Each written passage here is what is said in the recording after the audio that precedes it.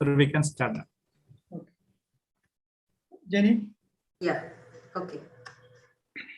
A pleasant good evening to all. It's an honor to welcome you all to this valedictory ceremony of the National Pharmacy Week, jointly celebrated by the Indian Pharmaceutical Association, Kerala Pharmacy Graduates Association, and Indian Pharmacy Graduates Association. This year's theme being pharmacist, an integral part of healthcare.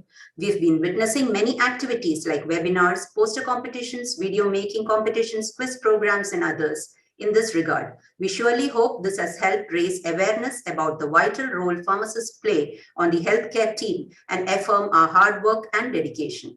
I'm Jenny, faculty, St. Joseph's College of Pharmacy, Cherthala. Let's begin this webinar by seeking blessings from the Almighty. May I invite Drishya Maria Joseph and Sandra Sargent, 4th Sem B Farm, St. Joseph's College of Pharmacy, Cherthala, for the prayer song. Over to you, Drishya and Sandra.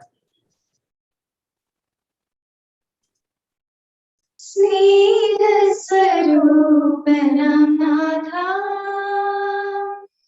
നീയല്ലാതാരാലംബം, പാപങ്ങൾ പോക്കും കാരുണ്യമേ, പാടി നിന്നെ വാഴ്ത്താം. ഏകാന്തരാവിൽ നാഥനായി നീ വിരുന്നു വന്നു. ആരും കൊതിക്കുന്നോരത്താഴമേകി ആത്മശാന്തി തന്നു. എല്ലാവർക്കും അത്താണിയായി നല്ലോർക്കു നന്മകൾ നൽകി. എല്ലാവർക്കും അത്താണിയായി നല്ലോർക്കു നന്മകൾ നൽകി.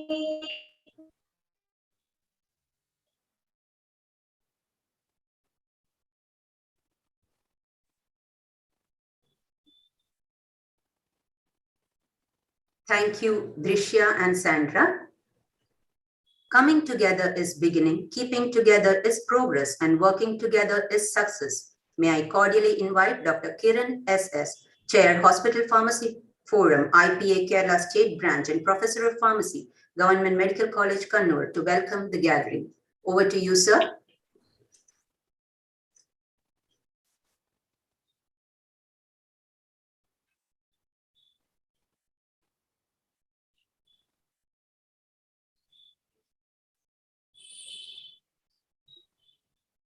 Dr. Kiran? Kiran, Hello, sir?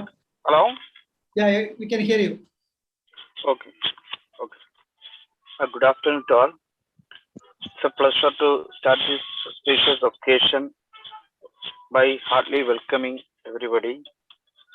So IPA, the Indian Pharmaceutical Association, Kerala Pharmacy Graduate Association, and Indian Pharmacy Graduate Association are jointly celebrating the National Pharmacy Week during 21st to 27th November with the theme of pharmacist and integral part of healthcare.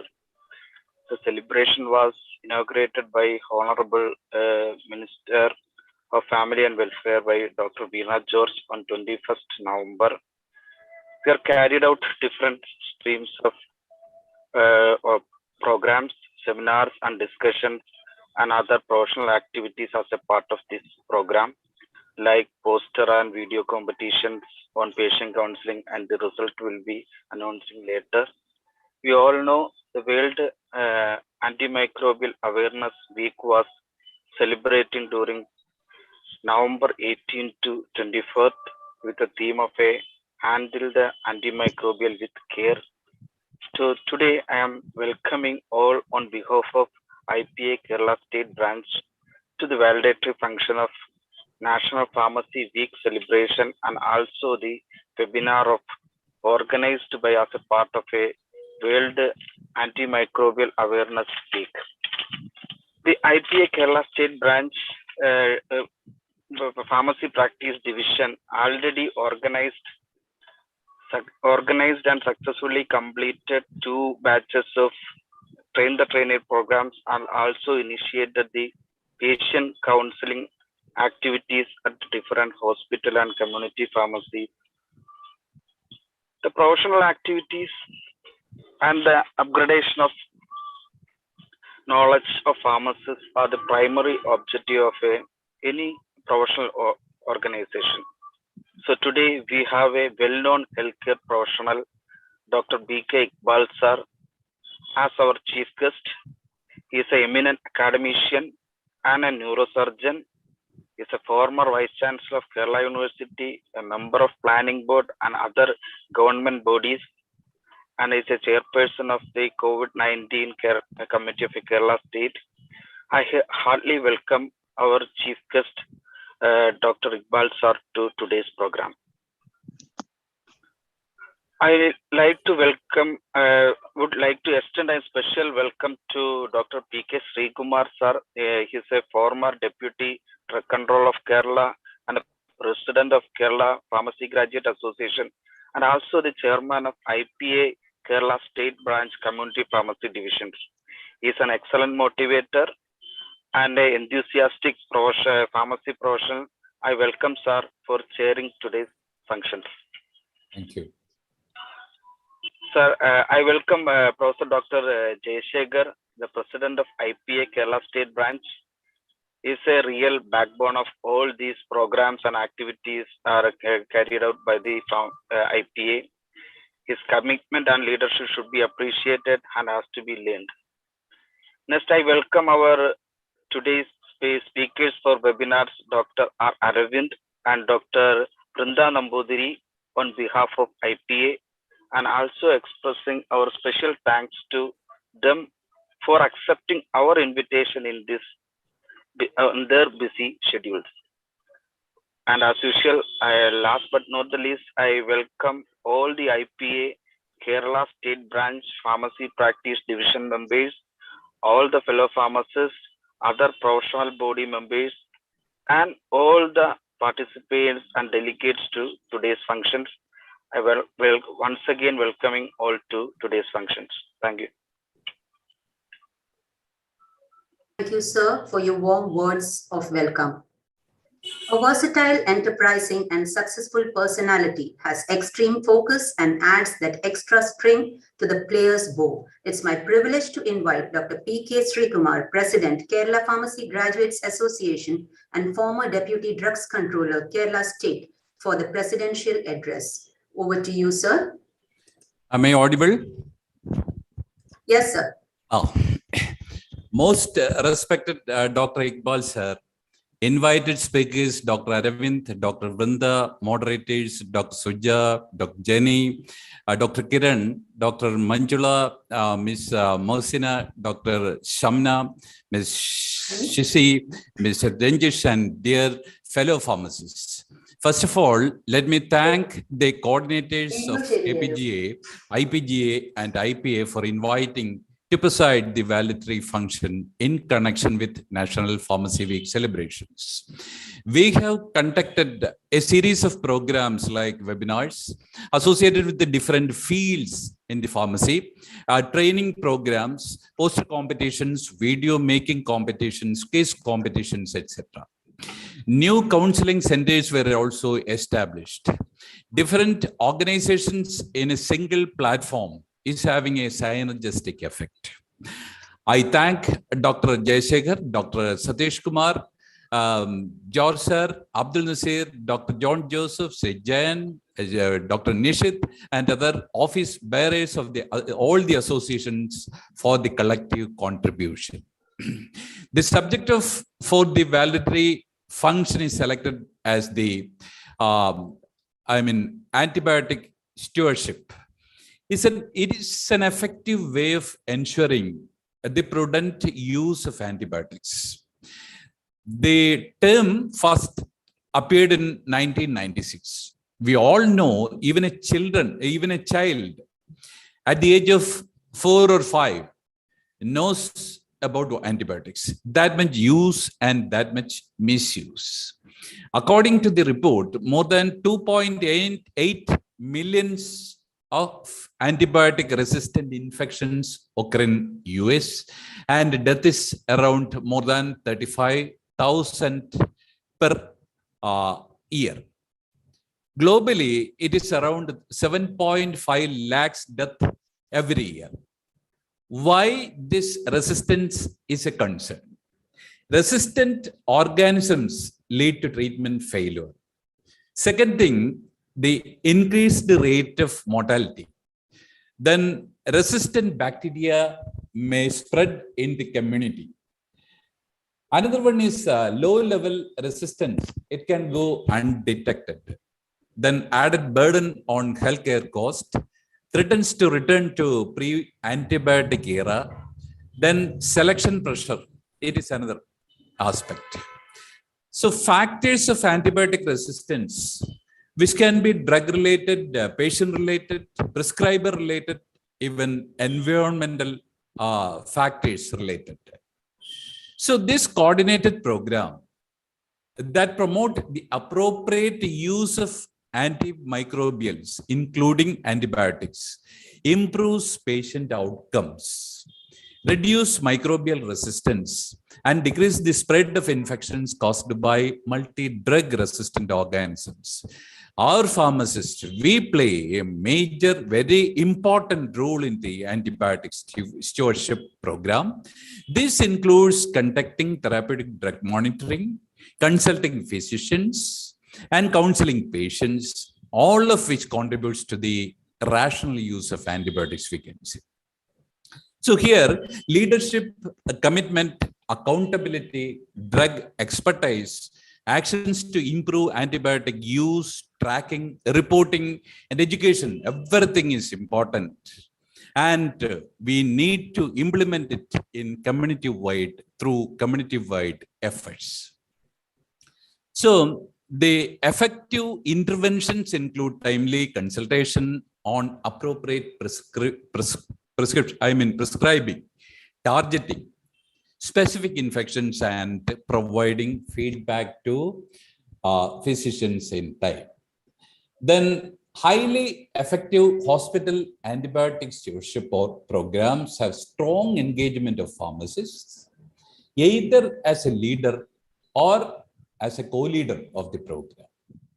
Of course, there should be somebody, some pharmacist who is empowered to lead implementation, efforts to improve this antibiotic use. So pharmacists have a role in dispensing antibiotics. See, non-dispensing antibiotics without a prescription, then enforcing various rules relevant to unauthorized dispensing. We know Schedule H1 has already come, and the register and other aspects in the drugs rules. Then developing appropriate regulations wherever necessary. Using repeat prescriptions for antimicrobials is another concern. Adjusting quantity dispensed versus quantity prescribed. Then managing this waste of antibiotics or unused drugs, expired drugs, using pharmacies in campaign to promote conduct awareness of use of the antimicrobial agents, then providing informations, then training programs, cooperating with these prescribing physicians and other healthcare professionals, providing antibiotic stewardship in primary care setting. Then see, good pharmacy practice is very much important in this aspect. Here lies the importance of counseling and appropriate written information when dispensing these kinds of drugs. Then encouraging patients to take the full prescribed regimen, then work with the prescribers, then provide updated informations, recommend the therapies other than the antimicrobials for minor ailments, then actively involving in matters of hygiene and infection control programs, effectively monitoring the supply and use of antimicrobials by their patients. So these are all various important steps which are to be implemented. Then Kerala Antibiotic Resistance Strategic Plan, it was initiated in 2018, for which definitely our chief guest who is inaugurating the function might have played a great role. Antibiotic policy is very much important. Scientific disposal of unused and expired antibiotics also another factor. Lucky that we have a very powerful and eminent personality, Dr. B. Iqbal, who served and serving in a number of activities in this field, in the healthcare setup, associated with the planning and implementation for the state and the whole nation as an expert. Dr. Aravind is here. He is a person having much activities over the infectious disease, and Dr. Vrinda Nambudiri, of course, clinical research pharmacist. She could give a lot of her experience, especially in the clinical field. Then the moderators are very eminent. They will also have the brains to moderate effectively and smoothly. Dr. Suja and Dr. Jenny. Dr. Manjula Devi, a pioneer educationalist and researcher is there. Dr. Samna, Mohsina, Mrs. Shisi, Dr. Denchis, all these fellows, they are all coordinating these things very well. And the activities in the background of different programs, of course, our seniors are there. I wish the program to be a great success so as to prepare further the pharmacists to fight against the menace of antibiotic resistance through our professional spirit. Thank you. Thank you so much. Thank you, sir. Your words will surely help pharmacists to continue working with zeal and enthusiasm. We are extremely privileged to have with us most respected Dr. B. Iqbal, Chairperson, COVID-19 Expert Committee and Vaccine Policy Committee. Sir is also member, Kerala State Planning Board, Chairperson, Kerala State Health Policy Committee, Joint Convener, People's Health Movement in India, and former Vice Chancellor, University of Kerala, as the chief guest of today's function. May I most cordially invite you, sir, for the inaugural address. Over to you, sir.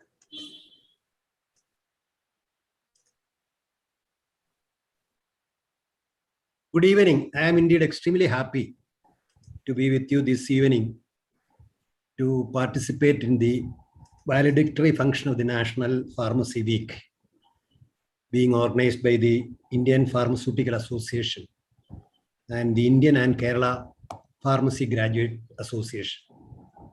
In fact, I have very close association with the pharmacy community for the last 4 decades. It all started with the movement at the global, national, and at our state against hazardous drugs, which started in the early 1980s. Drugs which were banned at that time in developed countries were being marketed in India. And when a drug was marketed in developing countries and developed countries, the multinational drug companies followed double standards. They inflate the indications here and never mentions the contraindications and side effects, whereas they market in developed countries based upon the scientific principles. So this we exposed at that time because there was no internet. It was extremely difficult to get this information. So this movement started at the global level, and then in Kerala also we started this movement, and the pharmacy community was part of this movement. And since then also, as a member of the State Planning Board and other responsibilities which I was having, I had a very close contact with the pharmacy association. Mr. Unikrishna Panikar is here. I was very frequently in contact with him. And I'm very happy to see that you have selected a very appropriate topic for today's valedictory function, antimicrobial resistance issue. And I am sure that my friend Dr. Aravind and Vrinda Nambudiri will be enlightening us on this topic. In fact, the other day, I was listening to Aravind, a series of lectures he gave on these related issues organized by the Health Department and the Health Department and the National Health Mission. And incidentally, Dr. Aravind is also a member of the expert committee, COVID-19 expert committee, and he happens to be now the convener of the vaccine committee the government has formed. I am sure that you will be all eagerly waiting for their presentations. And this is a very unfortunate issue, this antimicrobial resistance. Unfortunate, because the discovery of antibiotics was a great step, a breakthrough as far as the modern medical practice is concerned. And we know the history, we repeat it every other day. 1928, Alexander Fleming discovered penicillin in the St. Mary's Hospital. St. Mary's Hospital is a very reputed hospital, which was under the London University at that time. Later, now it is part of the Imperial Medical College. And later in 1941, Howard Florey and his colleagues refined the antibiotics in the Oxford University, from where the Covishield vaccine comes now, Oxford University. And later, if you look at the history from 39-45 period, the Second World War, especially to treat the war wounded who are suffering from infections, several companies in USA marketed penicillin. Lederle, Abbott, Pfizer, Merck. It was Merck at that time. Now Merck is marketing a new antiviral for COVID also. And then there's a large number of other antibiotics came. Especially we were very happy that the streptomycin came later. And tuberculosis was a major health problem, especially in developing countries. And then the antibiotic era started. And we were very proud of that. But unfortunately, lately, because of the gross misuse of antibiotics, both by the prescribers as well as by the patients and their relatives, the antimicrobial resistance developed. WHO has listed AMR as one of the 10 major public health hazards that humanity is facing.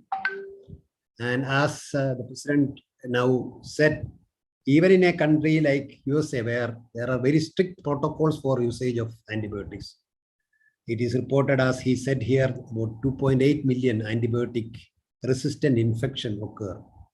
And also 35,000 people are dying every year in USA alone because of AMR related infections. It is also predicted that 10 million deaths may occur if the situation continues like this by 2050 due to antibiotic resistant related infections. And it is quite unfortunate that many diseases, many pandemics, I may say, which we thought we controlled, the humanity controlled, are now coming back. Like tuberculosis, for example. Tuberculosis is facing multi-drug resistant tuberculosis are emerging. Now the current situation is one of a vicious circle. You have infections, inappropriate use of antibiotics, antimicrobial resistance, super infection, then you develop a super antibiotic, then super infection. So a vicious circle has emerged. And we have to break this vicious circle. That is where such conferences and such protocols are very important. Fortunately, by 2015, the World Health Organization in its 68th World Health Assembly discussed this in detail and came out with a global action plan for control of antimicrobial resistance. And they have come out with a large number of protocols, suggestions. And one of the major recommendation of that conference was that every country, every institution, in fact, should formulate an antibiotic policy. And we have, and you know the protocols. I am sure that Arvind will be highlighting all these issues here. You should have antibiograms, and every institution should have an antibiotic policy. And in 2017, after 2 years after the WHO conference, in April 19th, the health ministers of different states convened a meeting and came out with in Delhi, and they came out with what is described as Delhi Declaration on Antibiotic Resistance. At the national level, this was a very landmark meeting, declaration, and as was pointed out by the president, Kerala was the first state to declare the Kerala Antimicrobial Resistance Strategic Action Plan. that we declared. And it should be understood that the antibiotic misuse is not confined to modern medical practice. It is also the veterinary practice also. In veterinary practice also this happens. That is also one of the reasons for development of antibiotic resistance. It's not only the inappropriate prescription of antibiotics by doctors, self-medication, and not following doctors' orders. That alone is are not the causes for development of AMR. The veterinary practices, twice, large number of antibiotics are being used in veterinary practices for treating various diseases of the animals. There also this antimicrobial misuse is happening. And moreover, to increase the weight of animals and also increase meat, there are a large number of antibiotics are being misused, and which comes to the human body also through waterways and various methods. And when we take this meat and antibiotic resistance, this resulting in antimicrobial resistance in a human being. So I would rather suggest that we should have a multidisciplinary approach to this problem. We have to take veterinarians, microbiologists, public health experts, everybody on board. Pharmacists or clinicians alone may not be able to tackle this problem. It is here another concept which now being discussed should also be discussed here. That is One Health, One World concept. And AMR, control of AMR is part of One Health, One World concept, which essentially means that, you know, that most of these pandemics, starting from plague to COVID, are zoonotic diseases, diseases that come to human beings mostly through an intermediate host, virus and other, even bacteria, come to human beings and result in pandemics. So this zoonotic disease, and zoonotic disease happens because of deforestation, climatic change. We attack the habitat of these, say like for example, bats. Nipah originated because of the destruction of the habitat of the bats in Nipah is a rural area in Australia, you know that. And there this happened, and they moved from their natural habitat to human habitat. And the virus jumped. The term they use is jumping or spillover. And they spill over to, in the case of Australia, it spilled over to pigs. And viruses which were living in animals in tune with their immune system comes to intermediate host, get mutated, becomes very virulent, then comes to human beings and develop these pandemics. That is so and therefore, if you cannot control such infections that coming from zoonotic infections by focusing on human beings alone. We have to protect the interests like the habitat of the animals, and that can be protected only by protecting the environment, ecology also. That is the concept. So in that concept, now we are discussing AMR also. Climate change, AMR, everything comes under this umbrella of One Health, One World concept. So therefore, I would suggest that, of course, all these may be mentioned here. I am, as the phrase goes, carrying coal to Newcastle because I am not an expert neither in virology nor in antibiotics. I happen to be part of this movement for rational drug therapy in our country for the last maybe 60 years, 40 years. And to the extent that many are thinking that I am a drug addict. Actually, I am not a drug addict. I am for rational drug therapy, essential drug production, and treatment protocols, etc., etc. Ultimately, these drugs should benefit human beings. Okay, and we should not misuse it so much so that it becomes a major threat to human health. That is the issue.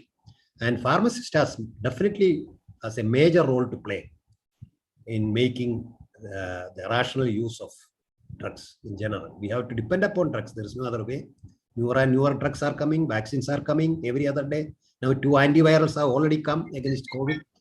So we'll have to live with these drugs, but we have to rationalize it. There are scientific principles are to be followed in which the pharmacist acts as a link between the the prescribing doctors and the recipients, the patients and their relatives. The major role to be played by the pharmacy community. So therefore, I am very happy to re-establish my link with the pharmacy community by attending this conference. And I wish all success to this AMR session of the Pharmacy Week. And I thank the organizers for inviting me to this conference. Thank you very much.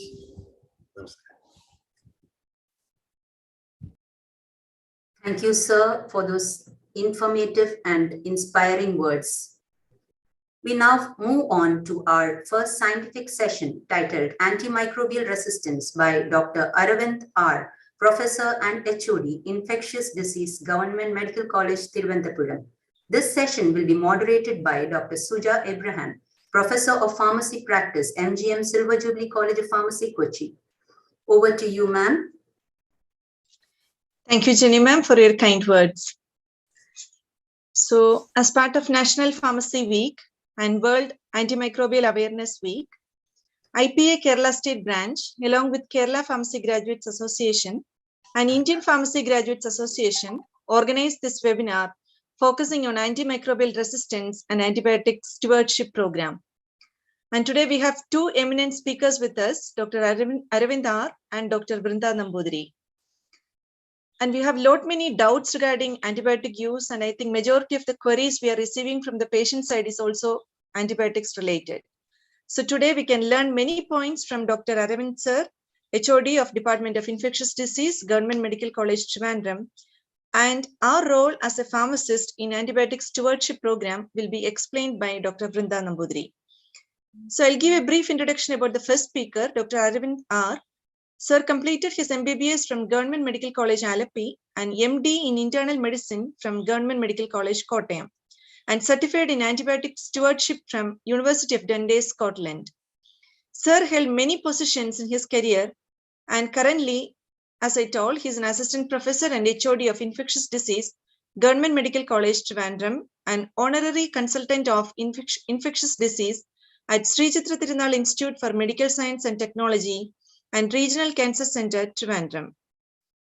He is an active member of many organizations like Kerala State Rapid Response Team, State AIDS Clinical Expert Panel, and core committee member of Kerala Antimicrobial Resistance Strategic Action Plan.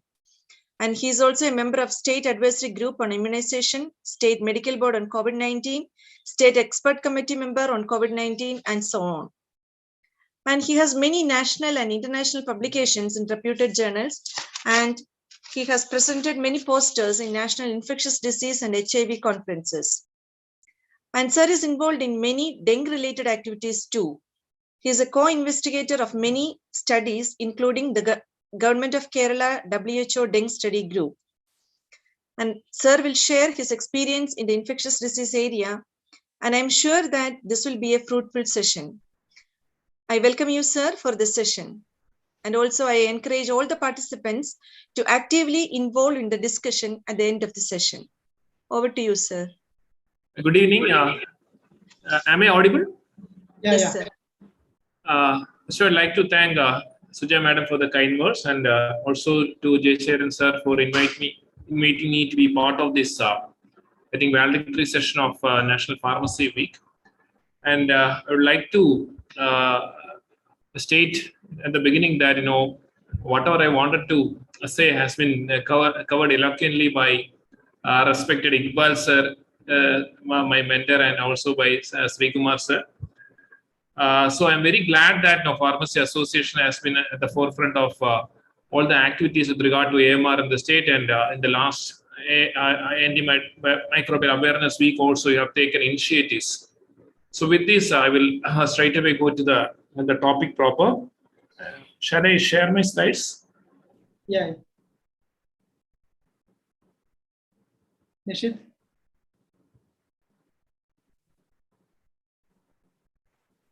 So you can share now. Yeah, you can share now.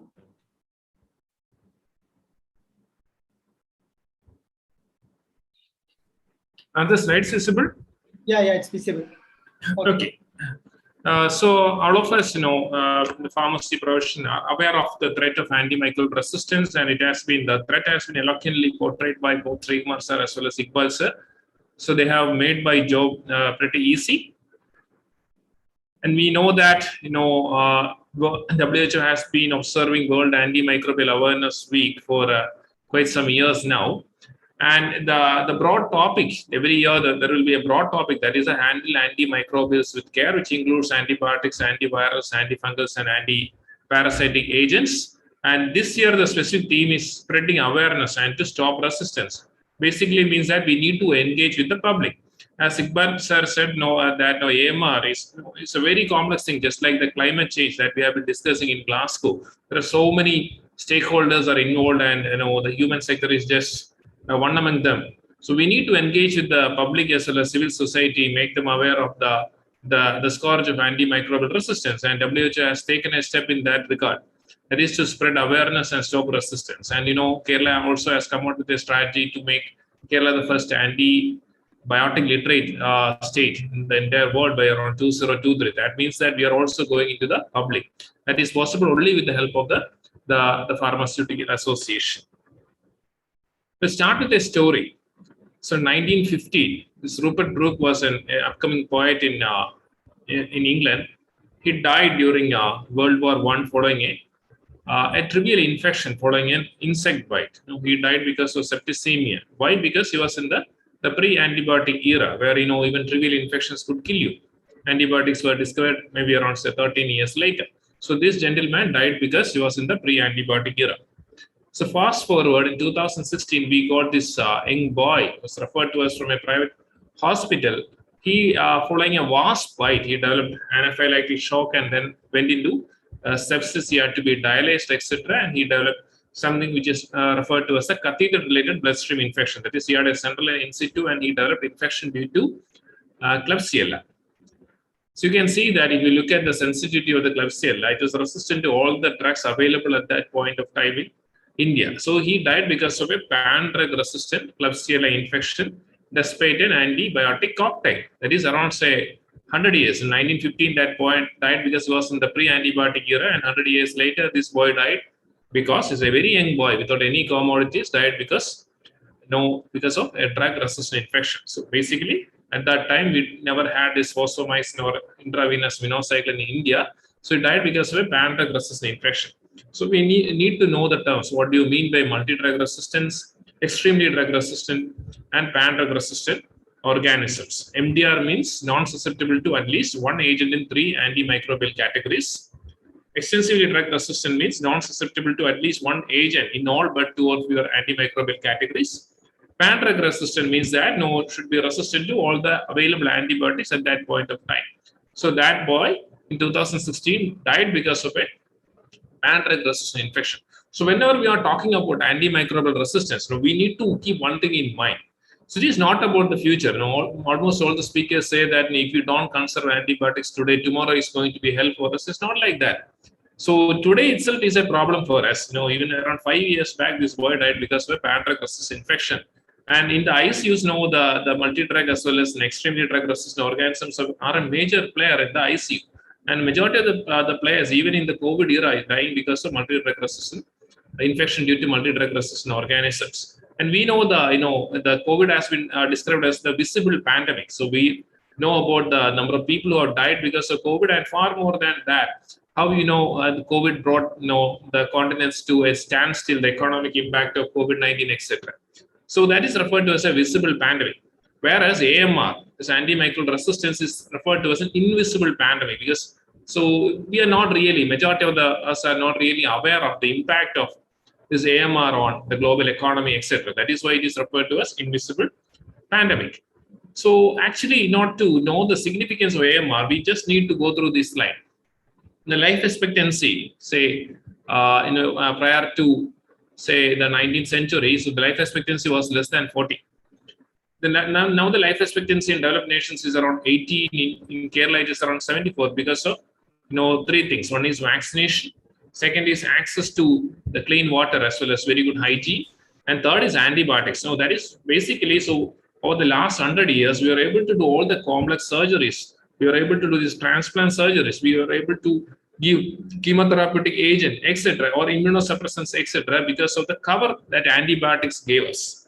But in the era of drug-resistant infections, when we can't count on antibiotics to cover for these infections, etc., probably that is why the Margaret Chan, the previous WHO director, said that the developing nations should think twice about doing bone marrow transplant, etc., because suppose the patient develops an ICU-associated infection, probably it's going to be due to a drug-resistant organism. And if the patient's immunity is also not there, the outcome is going to be a death only. So this slide is very important just to show the importance of why antibiotics are so crucial to the development of, to all the developments that we have achieved over the last 100 years or so. And this slide has been sort of described by Iqbal sir. That is, in 2019, AMR killed around, say, 7 lakh people across the globe. Whereas if you are not taking action today, by 2050, around 1 crore people are going to die across the globe because of AMR-related infections. And that number is going to be more than the number of people who die because of cancer, road traffic accident, etc. This is with regard to the mortality aspect. But if you look at the economic impact of COVID-19, impact of this AMR in 2050, if you are not taking action today, the global economy is going to be set back to the tune of around $100 trillion. That is around 3.9% of GDP will be lost. This is actually a very, very huge number. So this is, in short, what we have been discussing.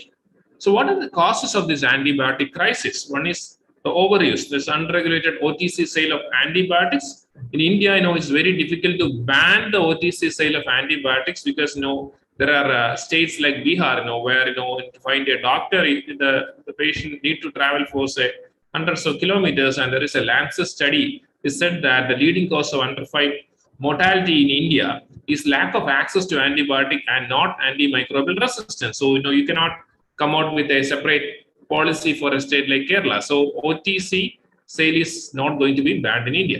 So, the unregulated OTC sale of antibiotics is one of the major drivers. Then in developed nations, it is an online purchase of antibiotics, which has to be regulated. Then inappropriate prescribing, we know indication, choice of agent, and duration are incorrect in around 30 to 50% of cases. And in 30 to 60% of antibiotics prescribed in ICU are unnecessary, inappropriate, or suboptimal. And very, very important aspect, which Iqbal sir did highlight, the extensive agricultural use of antibiotics. 70% of antibiotics sold are used in animals to promote growth and to prevent infection. And this leads to alterations in environmental microbiome. This is very important because, the antibiotics which are used in, the poultry or, say, dairy or fisheries, aquaculture, etc., will find its way into the food chain. So we will end up consuming these antibiotic residues or antimicrobial resistant organisms or antimicrobial resistant genes. This is very important. Then availability of few new antibiotics. There is a net present value of a new antibiotic is only about 50 million compared to 1 billion for a drug for myasthenia gravis. So we know this fact because the major pharmaceutical companies are a bit reluctant to invest in antibiotics because by the time a drug reaches the market, probably we know that methicillin was introduced in 1960 and the first case of methicillin-resistant staph aureus was also described in 1960. So, the returns that a company can expect from antibiotics is actually very less compared to investing in, say, a drug for diabetes or for hypertension, where you may have to take it during for a long period of time compared to an antibiotic. The next is actually the regulatory barriers. And then over the last 20 years, a majority of the international organizations have been aware of the threat of AMR. So this is what IDSA said in 2004 itself. Bad bugs, there is bad microorganisms with resistant mechanisms, and no drugs. As antibiotic discovery stagnates, a public health crisis brews. And then in 2009, this IDSA came out with this the acronym. This is ESCAPE organisms. ESCAPE stands for Enterococcus faecium, Staphylococcus aureus, Klebsiella, and E. coli producing ESBL, Acinetobacter baumannii, Pseudomonas aeruginosa, and Enterobacteriaceae. At that time, these were the group of organisms which were, expressing the resistant genes, etc. And these were the organisms which were driving the crisis of AMR. And then, all the international media did take it up during the last decade. It found its way into the cover page of Time. the Newsweek, etc. So the international community became aware of the crisis of AMR. And then this was, as you can say, the last nail in the coffin. The resistance occurs because it's actually evolutionary pressure on the microbes. We know that the bacteria as well as fungi have been inhabiting Earth for millions of years prior to the advent of humans. Okay, so the antimicrobials are also compounds produced by either bacteria or fungi in the fight against each other. And they can exchange information through either the vertical transfer or by the horizontal transfer. Horizontal transfer is usually accompanied by two means. Initially, we thought it is only through plasmids that the horizontal transfer of the genetic information can be accomplished. But we know that there is something else known as IC, that is integrative conjugative elements, through which also you can have this horizontal gene transfer. In 2015 in China, the highly resistant MCR1 mutation was found in E. coli. This actually mutation will render our last-ditch antibiotic colistin ineffective. And the problem is that you can have the mutations either in the plasmid or in the chromosome. So if it is in the chromosome, then it will be able to, to have a vertical transfer of genetic information, but not horizontal transfer. But if it is encoded in the plasmids, actually this E. coli can transfer the resistant genes to the Klebsiella like that. So plasmid mediated means that there is a chance that the colistin resistance will be conferred to other bacteria as well. And from China, it found its way into all parts of the world. And since at that time for resistant gram-negative organisms, colistin was the last-ditch antibiotic available. So everyone thought that we are fastly progressing to a post-antibiotic era. And this actually kickstarted. And what was one of the reasons why in 2016, the UN General Assembly discussed this AMR. This is a big achievement because it was actually the fourth time in the history that the UN General Assembly was discussing a health-related topic. Previously, they discussed HIV, Ebola, and non-communicable disease. And it is following this high-level meeting that they sort of came out with the framework. And they said that there has to be a collective effort to address the challenge to health, food security and development, immunization, safe water, sanitization, good hygiene in hospitals and animal husbandry. So basically, they stress on the need for a One Health approach to tackle the AMR crisis, and that is why at the international level, it is not only WHO which is looking at AMR. It's WHO, Food FAO, that is Food and Agriculture Organization, and the Organization for Animal Husbandry, there is OIE. So there is a tripartite at the international level which is coordinating the fight against AMR. Following this, in 2015, so we had a global action plan. 2016, following the Delhi Declaration, we had a national action plan. In 2018, Kerala became the first state in India to come out with its own action plan, which is referred to as KARSA, that is Kerala Antimicrobial Resistance Strategic Action Plan. And the drugs controller of the Kerala is actually an integral component of the core committee of KARSA. So we know that antimicrobial resistance, just like climate change, is a very complex issue. So we need to look at the human sector. We need to look at the animal food sector, where antibiotics are used for treatment and control of infections, for disease prevention, as well as for birth promotion. And one aspect which actually we end up forgetting is the environmental impact of all these things. If you're having, say, pharmaceutical industries, luckily in Kerala, we are having only bottling units to the best of my understanding. So if you're having a very, drug manufacturing units, just like in the Baddi or in, say, Andhra Pradesh, etc., and if you're not having a zero effluent policy, the antibiotic residues will find its way into a sewage, where the organisms in the sewage will become resistant to these antibiotics, and all these things will find its way into the food chain. It's very important. Our concern is with regard to the hospital effluents. Majority of the hospitals are not having this ETP or the effluent treatment plants. Instead, they are having these STPs. Ideally, ETP should be there, or else the effluents will find its way into the water bodies. And in order to the WHO, we know that around 47 medically important antimicrobials are being used in animal husbandry as well. And WHO has come out with this chart. They have listed out the critically important antimicrobials for human medicine. So many of the critically important antibiotics like quinolones, ketolides, then azithromycin, erythromycin, the third and fourth generation cephalosporins, colistin, etc., are being used in animal husbandry as well. And WHO has clearly given the recommendation that In animal husbandry, antibiotics should not be used for growth promotion. As a growth promoter, it should not be used. It should not be used to prevent infection. In the absence of disease, it should not be used. There's something known as a metaphylaxis should not be used. If it is being used to in the presence of a disease, ideally, antibiotics which belong to the important or highly important category should be selected, not the critically important antibiotics. So WHO has divided antibiotics now which are being used in both humans as well as in animal husbandry into important, highly important, and critically important antibiotics. And they have stated that if it is for a controlled use, the presence of disease, ideally the animal husbandry should be using antibiotics from important and highly important category. So only in the presence of disease, they should be using antibiotic. In the critically important antibiotic, this high priority antibiotic, and those belong to the highest priority antibiotics should not be used. These are the WHO recommendations. And when you look at the CARSAP is having this, the Kerala's Antimicrobial Resistance Strategic Action Plan is having 6 strategic priorities.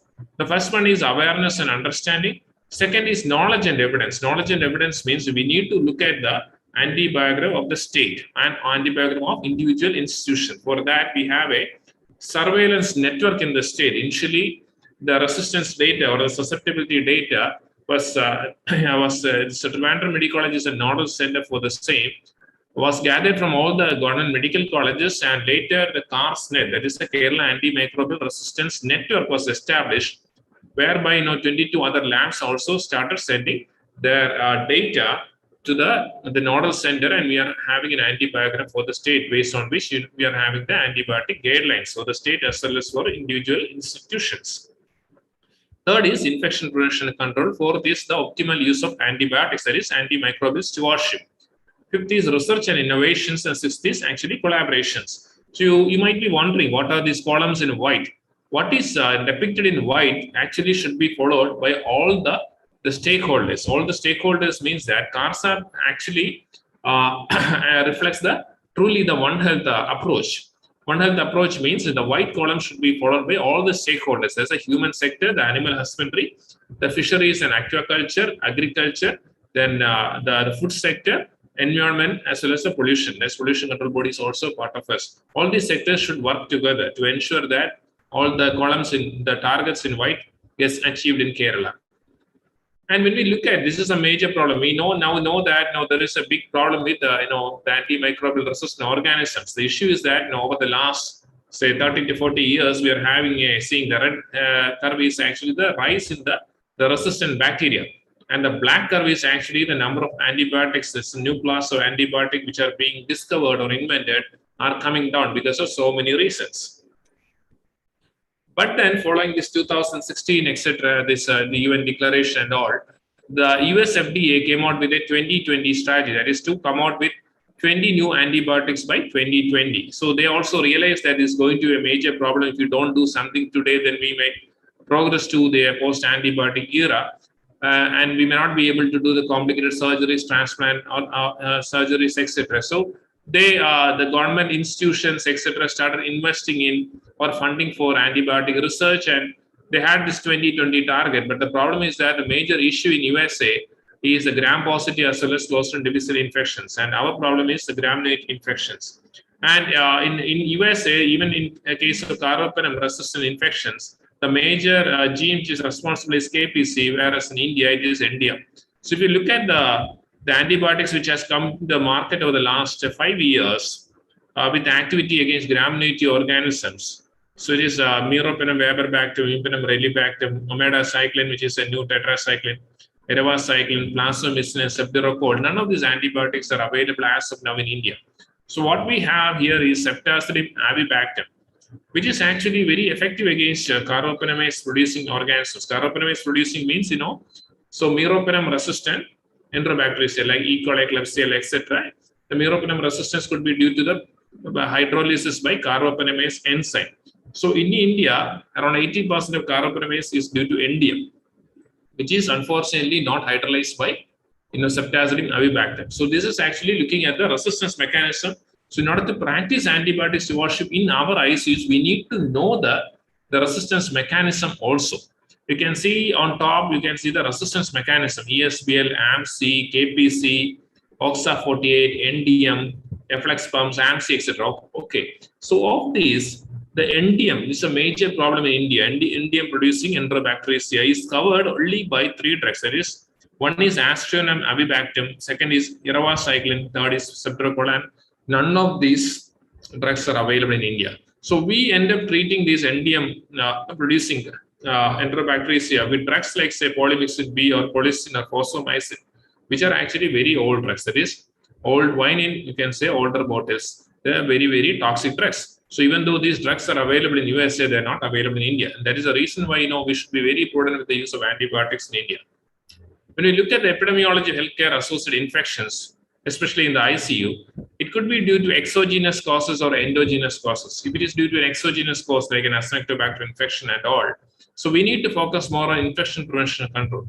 Whereas if it is due to an endogenous cause, so we need to understand the concept of collateral damage. This understanding the concept of collateral damage is very important to understand why antibiotic stewardship is necessary in the ICU. So we need to understand the concept now, because the humans are made of microbes. If you look at the amount of the microbial DNA in our body, it's actually 100 to 1,000 times more than the human DNA. So we are actually a moving mass of microbes. If you look at the gut microbiota, there is a microbiome in our gut. It's composed of bacteria, to an extent, some viruses and fungi. So when we are taking antibiotics, so the gut microbiota, the antibiotic which are susceptible to the antibiotic we are consuming will get destroyed, and it will select out resistant microbes. So this is actually the concept of the collateral damage. Collateral damage means that the selecting out of drug-resistant organisms in our gut by the unscrupulous use of antibiotics, and that is how endogenous infections occur. So basically, there is a myth. It is due to the inappropriate antibiotic use that this resistance is occurring.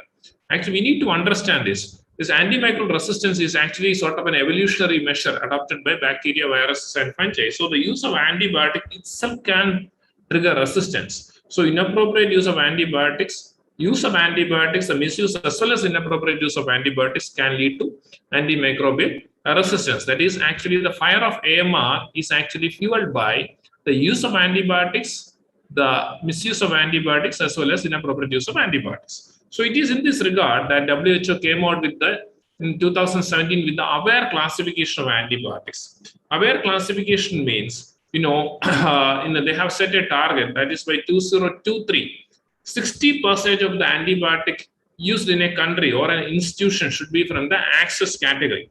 Access category means antibiotics are narrow spectrum antibiotics with less resistance potential, means that there is more genetic threshold to development of resistance. And the antibiotics in the reserve category ideally should be used only with the approval of the institutional antibiotic stewardship committee. So this actually forms the backbone of antibiotic stewardship, that is getting it right, using the right drug at the right dose, the right time, right duration for the right patient. And it is here that the clinical pharmacologist plays a very important role along with the clinical microbiologist and the ID person. So ID, the clinical pharmacology, as well as clinical microbiology are the essential components of having a very good hospital antibiotic stewardship program.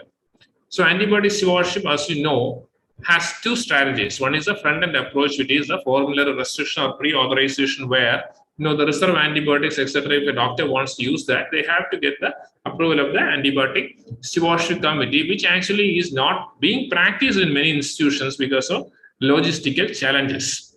And what is being practiced is the back-end approach, that is the prospective audit and feedback. That is the prescribing doctor has the right to prescribe whatever antibiotic he wants to use. The only thing is that next day the committee will review the prescription, ask why such broad spectrum antibiotics were started. And we know that our ICUs are the epicenter of resistance. And if we want to start an antibiotic stewardship program, we need to select areas where we need to bring in changes at the earliest. And that is why in our institute, etc., we focus on the ICUs with maximum resistance rates, where we have implemented the start smart and then focus strategy. That is, once an antibiotic is being started, especially that in the ICU and all, ICU infections, the mortality is very high, it is likely to be due to multi-drug resistant organisms. So you need to get it right. You need to start the right antibiotic within 30 minutes. But then whatever antibiotic is being started, there has to be a clinical review and the decision needs to be verified every 48 to 72 hours. And based on the culture reports, the clinical scenario as well as the culture reports, and based on that, the team can decide whether to stop the antibiotics if there is no evidence of any infection, patient is clinically improved, or if you're getting the culture reports and if you think that there is an oral alternative with very good bioavailability, then you can consider an IV to oral switch. You can change the antibiotic based on the susceptibility pattern, that is de-escalate or escalate. You can continue the antibiotic, or there is the next scenario, that is outpatient antimicrobial therapy, which has not caught on in Kerala to that much extent. Here also, the clinical pharmacologist has a very important role to play, that is in outpatient antibiotic therapy. And the most important thing is all the decisions which are being taken with regard to this antimicrobial stewardship needs to be documented. And Sri Kumar sir did mention the importance of therapeutic drug monitoring, especially in the ICUs. The therapeutic drug monitoring with regard to this aminoglycosides, the vancomycin in renal failure, and to an extent colicin are very, very important. Also, to treat the multi-drug resistant gram-negative infections, the knowledge about the MIC, the optimizing the dose, going by the optimizing the PK, PD, as well as the TD aspects of the drugs which we are using in the ICU, etc. The inputs from a clinical pharmacologist is very, very valuable, looking for the drug-drug interactions and all. And modifying the dose based on the MIC of the organism is actually very important for this Enterobacteriaceae. In all these regards, the clinical microbiologist as well as the pharmacologist plays a very, very important role. So in short, these are the 5 Ds of antimicrobial stewardship: getting the right diagnosis, starting the right drug, then going for the right dose and duration, de-escalation of therapy, and discontinuation of therapy. It's very important. Then what do you mean by this antibiotic literate Kerala campaign? So we know that since the AMR is actually a problem of the society, going by with antibiotic stewardship in the human sector, in the hospitals alone is not going to take care of this problem. So we need to engage with the public. We need to engage with the civil society. So basically, antibiotic literate Kerala means the messages that we need to convey. That is, you need to take the drug only based on the prescription of a doctor. Has to be the full course has to be taken. So you should not share your antibiotics with your relatives. Then you should not, without a prescription, you should not use antibiotics which have been prescribed for another indication. And the way in which the leftover antibiotics should be disposed properly. So all these things need to be conveyed to the public, and the problem of AMR also need to be conveyed. So we are not only targeting the healthcare workers, the pharmacists are being, the drugs controller have programs for educating the pharmacists, and your association is doing a very great job in this regard. We are reached out to the education department, has engaged with the students as well as teachers. We are the animal husbandry department as well as the fisheries aquaculture department has reached out to the farmers and civil society. So we have had programs with the Kudumbasri, because if you educate the women in Kerala, probably that means that the family is safe. So our target is to achieve this antibiotic literacy by 2023 with the help of all the stakeholders. And these are the broad objectives of antibiotic literate Kerala campaign. There is universal awareness about the importance of having access to antibiotic-free food and water. Universal awareness about the importance of consuming antibiotics only on doctor's prescription. Universal awareness about the importance of safely disposing unused or date expired antibiotics. And we are proud to say that Kerala has a unique campaign termed PROUD, means the Program of Removal of Unused Drugs, which is a joint venture of Kerala State Drugs Control Department and All Kerala Chemists and Drugs Association, which was piloted in Tirunelveli, and we hope that it will be extended to all districts as well, and creating awareness among school students about the threat posed by AMR. So we need to teach them about we need to teach them that antibiotics are a very important or a precious resource, and we need to use them very carefully. If we teach them from the student life onwards, probably the message will stay with them during their entire life. And then, along with the strategies to bring down the resistance, AMR, So we need to look at innovative approaches, etc. So that is this a recent article from Nature. That is vaccines against antimicrobial resistance. We know that one way in which the importance of infection prevention and control, because if we can prevent the infection from occurring, we know that then probably we don't require an antibiotic to treat that infection, and then the resistance will come down. Another way of actually preventing infection or giving sort of a herd immunity is by vaccination. We know that in a universal immunization campaign, the PCV or the pneumococcal vaccine has been implemented. And another way is looking at different platforms. Now we are very familiar with the mRNA vaccine platform. We also know the importance of therapeutic monoclonal antibodies, because for COVID-19 we are using the MAP very, very effectively in patients with high risk factors like that.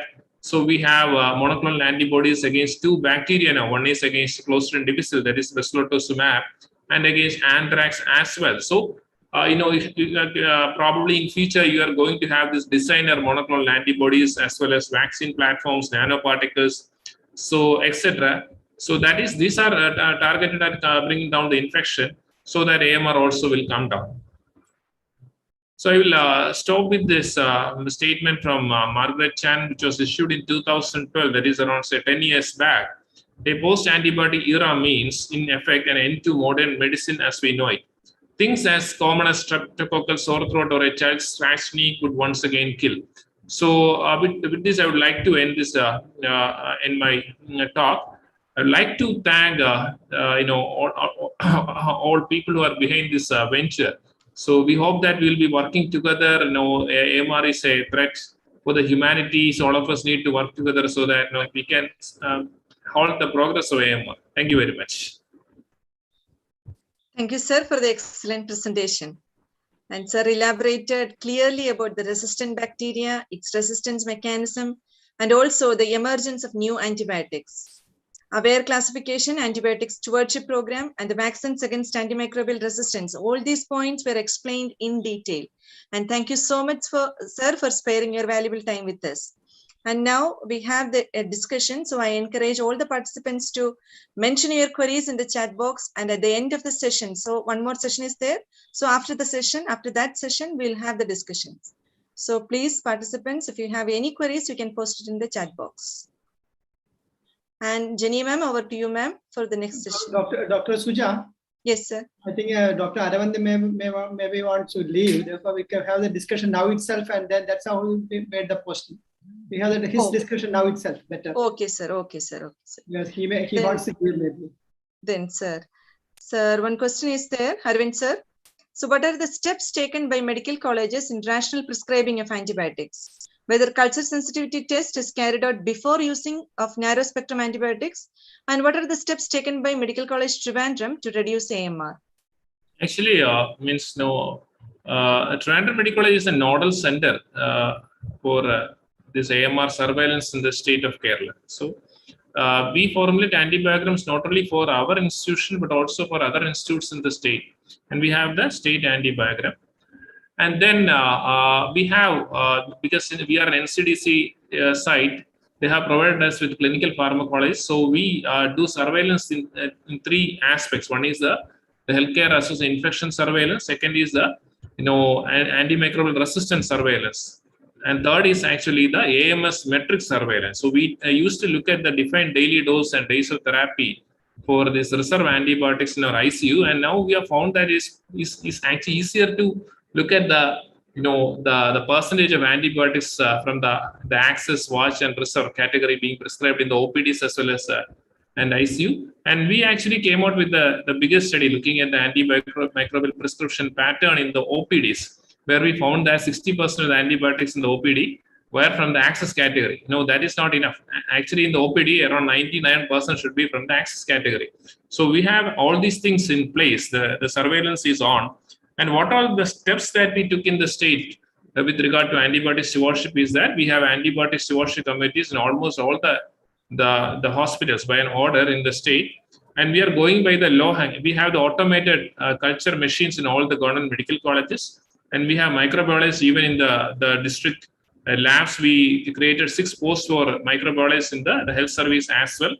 And we know that 6 microbiology is nothing for in the health service. So Ernakulam General Hospital has come out with hub and spoke model. It's the first hub and spoke antibiotic stewardship model in the entire country. Hub and spoke means the Ernakulam GH has access to an automated culture machine, and they are receiving samples from the spokes, that is 6 other taluk hospitals. So such initiatives are going to be expanded across the state. And as far as antimicrobial stewardship is concerned, we are going by the low-hanging fruit model, where we are having these digital ASP platforms. One is the ID concept, and Medibot is going to be launched next month by the Honorable Chief Minister. Medibot is a digital antimicrobial prescription policy.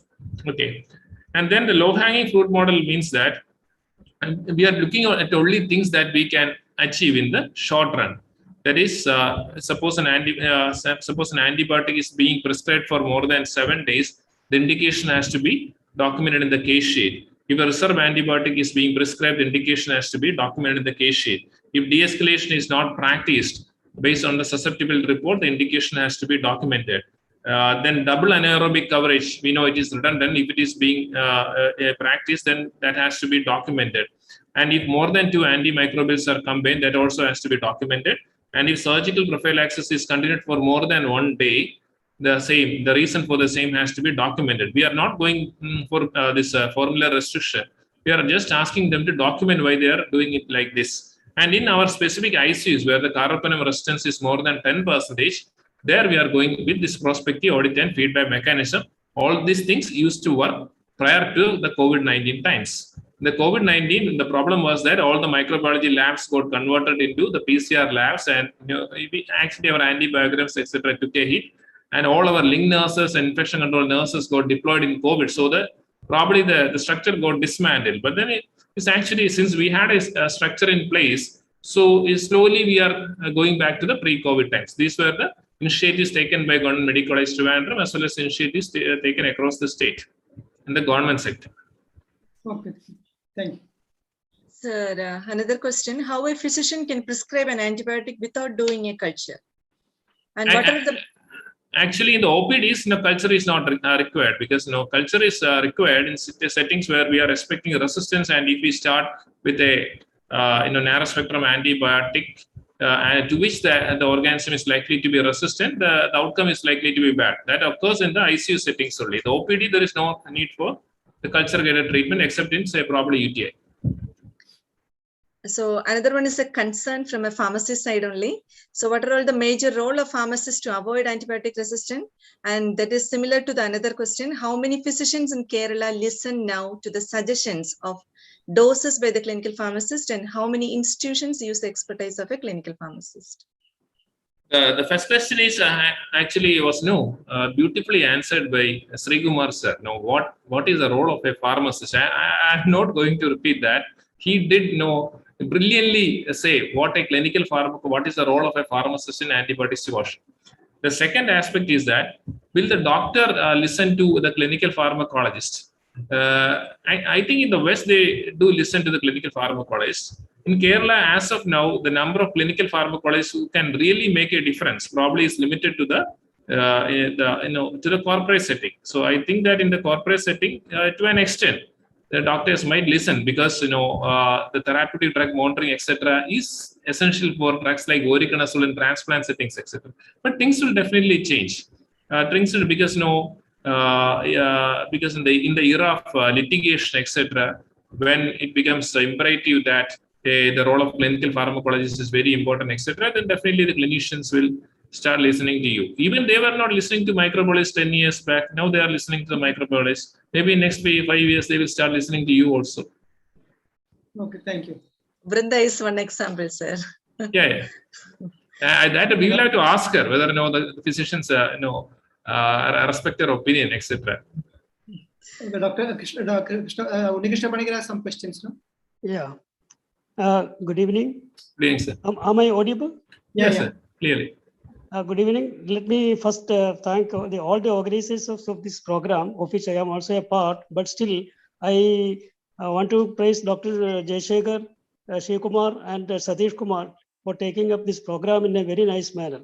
And now coming to the point, Dr. Arvind and Dr. Iqbal sir has already told so much about the antimicrobial resistance.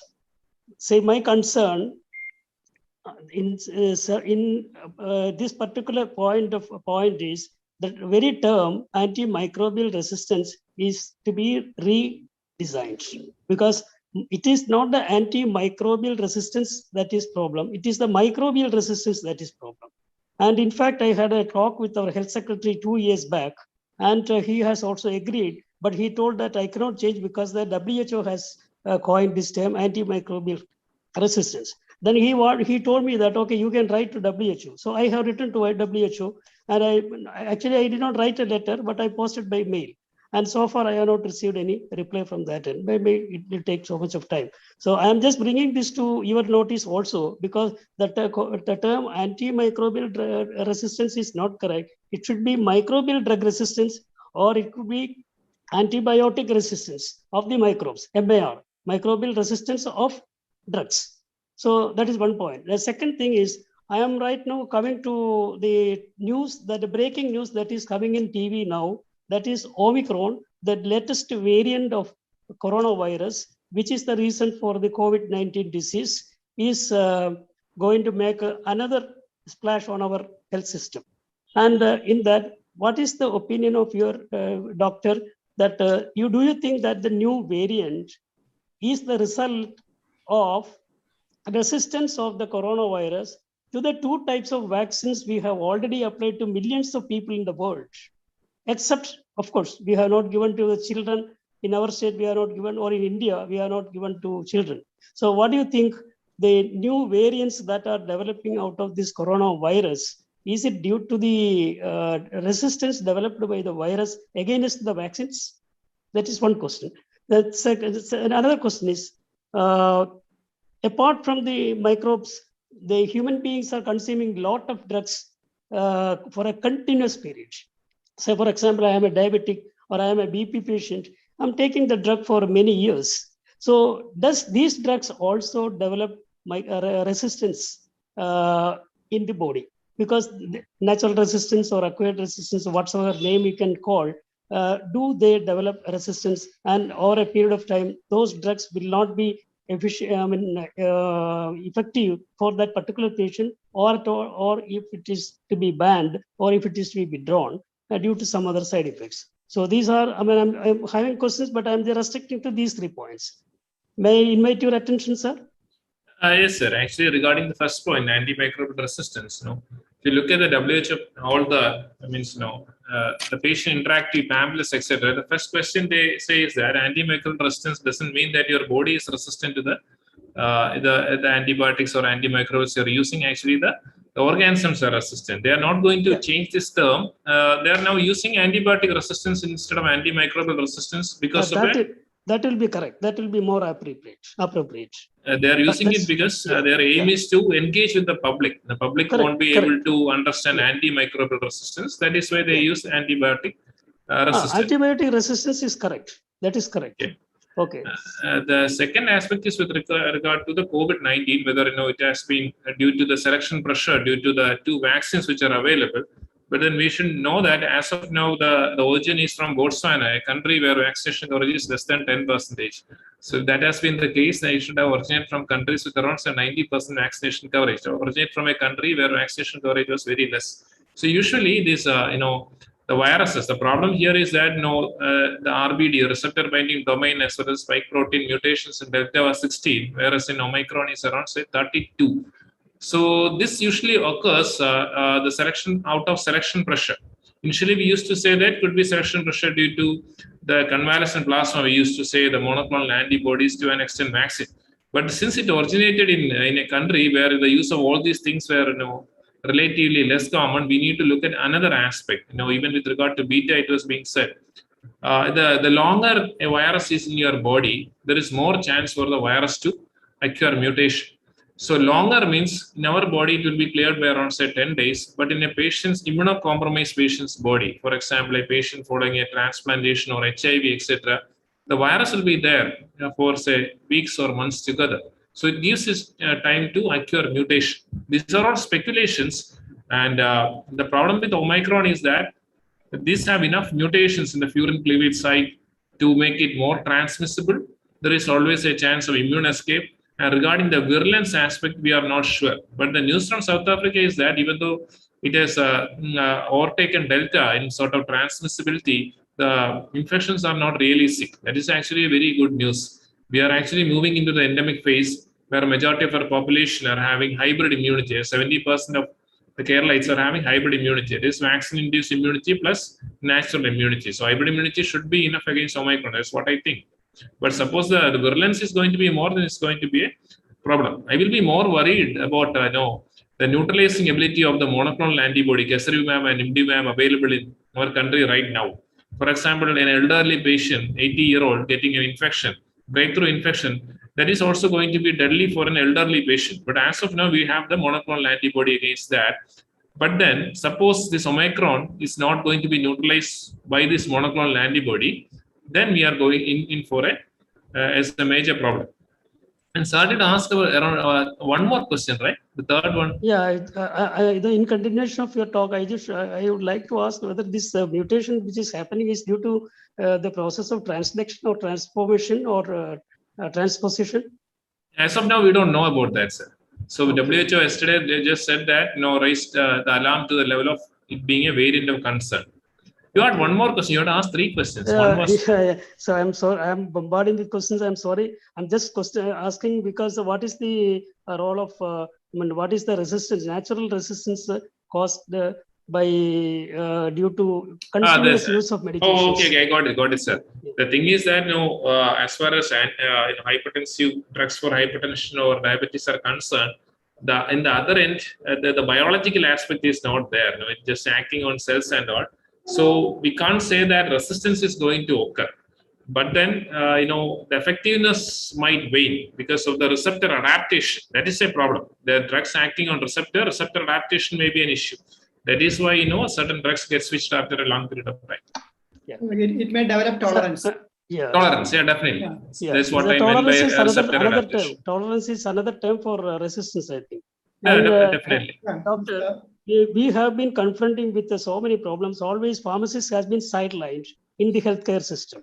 Even in the FLTC, that is the first line treatment centers started by government after COVID, pharmacist is not included in that.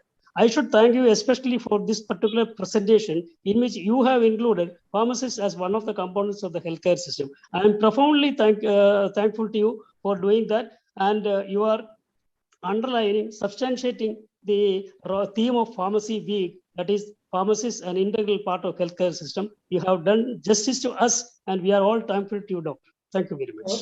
You are an integral part of the healthcare system, not only in antibody stewardship. That is not reflected in government policies. Even in Swachh Bharat started by government of India, pharmacist doesn't find a place. We went to the Prime Minister. He said it is up to the health minister. Thank you. Thank you. Sir, few more questions, sir. Yeah, please. So, is it irrational prescription that leads to AMR? Actually, the thing is that 70% antibiotics are being used in animal husbandry. Then, access to the clean water, all these things are very, very important. But no, we should be talking about things which are really in our hands, right? What we do in the hospitals. Then I really believe that irrational use of antibiotics do play a role, because from my own experience from Trivandrum Medical College, if environment played such a huge part, then the resistance across Kerala should have been uniform. But it is not so. In a real tertiary care centers where we cater to critically ill people who are exposed to this broad spectrum antibiotics for longer periods of time, the resistance are very high. For example, in Trivandrum Medical College, there are 30 ICUs, and the resistance patterns or an antibiogram from these ICUs are entirely different. So in ICUs where antibiotics are more commonly used, the resistance is very high. For example, we have a problem with MRSA only in 3 units. So this is very, very important. So what is in our hands, we should be doing. Okay. But then, antimicrobial stewardship in hospitals alone, will it be an answer to the problem? An absolute no. Okay, sir. Sir, is there any protocol for prescribing antibiotics binding on all doctors? Actually, we have the guidelines in India from NCDC as well as from ICMR, and state also has its own guidelines. You won't say policy, because the antibiogram varies from hospital to hospital. In the same hospital, antibiogram for different ICUs are different. It's very important. If you look at the national policy from ICMR or NCDC, it is actually based on data from tertiary care centers. If you follow that policy in a Taluk hospital or a PHC, it is going to drive up the resistance rates only. So we should have individualized policies for each institution. Okay. Sir, has the repeated use of sanitizers contribute to AMR? This being actually being researched, but we don't have a direct connection as of now. There is going to be fallouts, no doubt about that. I will be more concerned about effluents from hospitals. Effluents from hospitals are a major challenge when we compare it with use of sanitizers. Okay. So is there any link of quality of drugs in AMR? You should be answering that question. Okay. Okay, sir. There is actually a very, very good paper, which came from Europe, which stated that corruption is one of the driving factors for AMR. So this study was done in European countries. In those countries with high levels of corruption, AMR was also high. So that is the answer to this question. Okay. Okay. I think that's the end of the question. Yeah. So, Thank you very much for the opportunity. Thank you so much, sir, for sparing the time. Thank you, sir. And over to you, Jenny, ma'am. Dr. Jenny. Dr. Jenny. Thank you, sir. Thank you, Suja madam. As a token of our appreciation, we would like to present a certificate digitally to our esteemed speaker, Dr. Aravind R.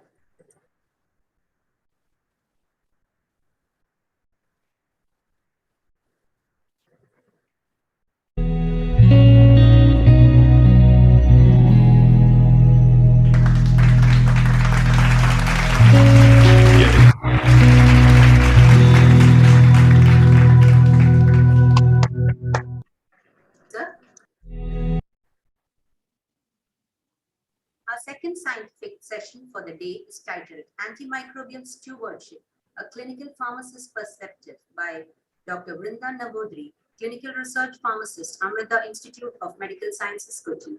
Dr. Vrinda Nambudri completed Doctor of Pharmacy from Amrita School of Pharmacy, Amrita University, Kochi in the year 2016 as has been a part of Antimicrobial Stewardship Program of Amrita Institute of Medical Sciences since October 2016. She is also a member of ESRC-funded project Antibiotic Use Across Surgical Pathways, investigating, redesigning, and evaluating systems, a study in collaboration with Imperial College London, UK, since April 2018. Dr. Vrinda is also a recipient of Bill and Melinda Gates Young Investigator Award. She has a number of many publications in national and international journals and is a member of many professional bodies. With this brief introduction, may I invite Dr. Vrinda Nambudri for the session. Over to you, Dr. Vrinda. Thank you, Jenny ma'am. I'll just share my screen. Is the screen visible? Yeah, you can. Yeah, thanks. Okay. So good evening, everyone. First of all, I would like to thank the organizers of today's program for giving me this opportunity. So the speakers before me have very comprehensively talked about antimicrobial resistance and the importance of antimicrobial stewardship. So today I will be sharing our experience, a very practical experience of implementing a clinical-driven antimicrobial stewardship program at a tertiary care hospital in Kerala. So as many of us know, India is the second populous country in the world. It is classified as a lower middle income country by the World Bank. The country has high burden of infectious diseases. There is unregulated access to antimicrobials in the country. And this puts India at an increased risk or increased impact of antimicrobial resistance compared to the rest of the world. So there are some key initiatives that have been implemented in the country to combat AMR. Some of which include in 2012, the first ever meeting of medical societies in India took place to discuss the issue of antimicrobial resistance in the country. A consensus which came to be known as Chennai Declaration was adopted that essentially proposed a 5-year plan to control antimicrobial resistance. In the same year, Indian Council for Medical Research, which is the apex body in the country for the formulation, coordination, and promotion of biomedical research, launched the Antibiotic Stewardship, Prevention of Infection and Control program that aimed at bringing together faculty from clinical pharmacology, microbiology, and other disciplines to collaborate on initiating as well as promoting antimicrobial stewardship programs. In 2013, ICMR initiated the Antimicrobial Resistance Surveillance and Research Network, which was launched to establish a network of hospitals to monitor the trends in antimicrobial susceptibility profile. In the same year, the National Center for Disease Control launched the National Treatment Guidelines for Antimicrobial Use. And in 2017, as Dr. Aravind mentioned, the National Action Plan for AMR Containment was launched. And in 2018, Kerala became the first state in the country to implement Kerala Antimicrobial Resistance Strategic Action Plan. So antimicrobial stewardship has been recommended as a key strategy to optimize antimicrobial use by all these policies. So what is antimicrobial stewardship? So it refers to a set of coordinated strategies to improve the use of antimicrobial medications with the goal of enhancing patient health outcomes, reducing resistance to antibiotics, and decreasing unnecessary cost. So we all know about rational use of drugs, that is using the right drug for the right patient at the right dose, frequency, for the right duration of time. So basically, antimicrobial stewardship aims to ensure that antimicrobials are being prescribed rationally and thereby improving the health outcomes of the patient, reducing the emergence of resistance, as well as decreasing the unnecessary healthcare related cost. So Infectious Diseases Society of America and Society of Healthcare Epidemiologists and other organizations have promoted or recommended implementing a multidisciplinary team whenever antimicrobial stewardship is being undertaken by hospitals. In this multidisciplinary team, infectious diseases physician and clinical pharmacist with infectious diseases training are recommended as the core members. In addition to this, other key professionals that are recommended to be part of the AMS team include clinical microbiologist, information system specialist, hospital epidemiologist, and infection control specialist. So this was a survey that was conducted in India, which was led by ICMR among various public and private hospitals to look at the antimicrobial stewardship practices in the country. The study showed that the absence of infectious diseases physician and clinical pharmacist is a key challenge in implementing AMS in India. So in this background, I would like to share our experience of implementing a clinical pharmacist-driven antimicrobial stewardship program at the hospital that I'm currently associated with, which is Amrita Institute of Medical Sciences in the city of Kochi in Kerala. The hospital is a 1,350-bedded tertiary care teaching hospital. So the process of auditing antibiotics initiated in the hospital in 2014, wherein prescribers were necessitated to fill a justification form whenever they were prescribing antibiotics such as colistin, linezolid, vancomycin, tigecycline, etc. These justification forms were to be submitted to the Infection Prevention and Control Department in the hospital within 24 hours of prescription. However, even after a 9-month period, there was no much difference observed in the antibiotic prescribing behavior in the hospital. So a root cause analysis was done, and it revealed that this initiative lacked feedback to the prescribers. So in order to improve the audit and feedback mechanism, a multidisciplinary antimicrobial stewardship program was implemented in the hospital in February 2016, which was headed by the medical administrator and included physicians, intensivists, and clinical microbiologists. There was a lack of clinical pharmacists who were trained in antimicrobial stewardship program in the country at that time. So one of the key initiatives taken up by the antimicrobial stewardship team was to train and create a role for the Doctor of Pharmacy or PharmD interns who were pursuing their course in the pharmacy college within the hospital campus.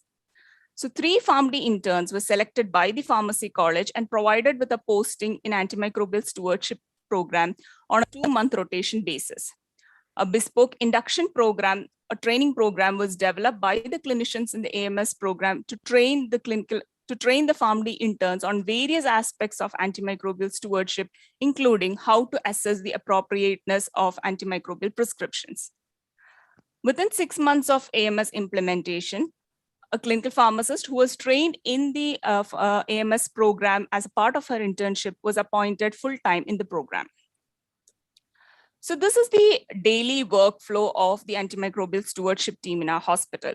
So on a daily basis, the clinical pharmacist in the team obtain a list of patients across the hospital who are on reserve antimicrobials. They collect the data of patients on a specially designed case report form, evaluate each prescription to assess for appropriateness based on the 5R criteria, that is right indication, right drug, right dose, right frequency, and right duration. So once the pharmacist evaluate the prescription, they discuss it with the wider antimicrobial stewardship committee, and the clinicians in the AMS team, they go for a bedside review of patients who have complex medical issues that are being discussed in these meetings. So once the assessment of prescriptions are completed, if the prescription is found to be 100% appropriate, these are congratulated. And if there is any inappropriateness identified in the prescription, the antimicrobial stewardship program puts forth recommendations to the primary team. This is documented in the antimicrobial stewardship recommendation form, which goes into the patient file. And in addition to that, it is informed to the primary team via phone or email. Even after placing the recommendation form, the clinical pharmacist in the team ensures that the recommendations are complied to. They follow up the patients every 7 days until discharge from the hospital to look for any opportunities for escalation, de-escalation, or discontinuation of therapy. So as you can see here, the clinical pharmacists in the program are the key drivers of this initiative, and the addition of clinical pharmacists ensured ownership and accountability of this program. So this is just a snapshot of the case report form that we use to collect data of patients. So once this data is collected, as I discussed, each prescription is evaluated to see whether the antimicrobial prescribed is for the right indication, right drug, right dose, right frequency, and right duration. So this is a snapshot of our daily review meetings that happen with the wider stewardship team. And the photo that you can see on your left-hand side is the recommendation form wherein the stewardship team puts forth recommendation to the primary team, and that is documented in the patient file. And what you can see on the right-hand side is a congratulatory email that goes from the antimicrobial stewardship team to those departments who have achieved 100% appropriateness in their prescriptions. So coming to what is the role and responsibility played by the clinical pharmacist in antimicrobial stewardship program in our hospital. So the role played by the pharmacist is 1, a leadership role by sharing accountability with the doctors in the team. 2, the promotion of optimal antimicrobial use. 3, decrease the unintended consequences of antimicrobial use. And 4 is to maximize patient outcomes. So what are the responsibilities that we handle? So first is definitely ensuring the drug selection is appropriate. So based on the suspected focus of infection, to ensure that the selected drug is achieving sufficient drug concentration at the suspected site of infection, to ensure that there are no therapeutic duplication or drug interactions occurring. The second is to ensure that the doses being administered to the patient is individualized based on the patient's body weight, age, their renal function, hepatic function, etc. And in addition to that, for drugs such as vancomycin that have a narrow therapeutic index, there is therapeutic drug monitoring that is recommended. So as pharmacists, we have the responsibility to ensure that the doses prescribed for such drugs are adequate as per the plasma concentration levels. The next is to ensure IV to oral conversion wherever appropriate according to the patient's clinical status. The fourth is to look for opportunities for de-escalation, escalation, or discontinuation of therapy. So what happens sometimes, so whenever a doctor prescribes an antimicrobial, especially in an IP setting, it is recommended to send a relevant microbiology culture prior to prescribing the antibiotic. So sometimes what happens is that the doctors miss to follow up the culture reports, and the antibiotic that has been prescribed may not be appropriate. So as a clinical pharmacist, it is our responsibility to be very vigilant and ensure that the culture reports are followed up to ensure the antimicrobial or the antibiotic prescribed is appropriate as per the culture report and the patient's clinical status. The antimicrobial stewardship program also leads to generation of a lot of data, and as clinical pharmacists, it is our responsibility to ensure that these are being appropriately stored. So we store it in Microsoft Excel sheets, and we are responsible for conducting various clinical and economic outcome analysis. And it is also recommended that the AMS team share this data, these analyzed data with the clinical teams, preferably at least on a quarterly basis, so that it becomes a feedback regarding their prescribing behaviors.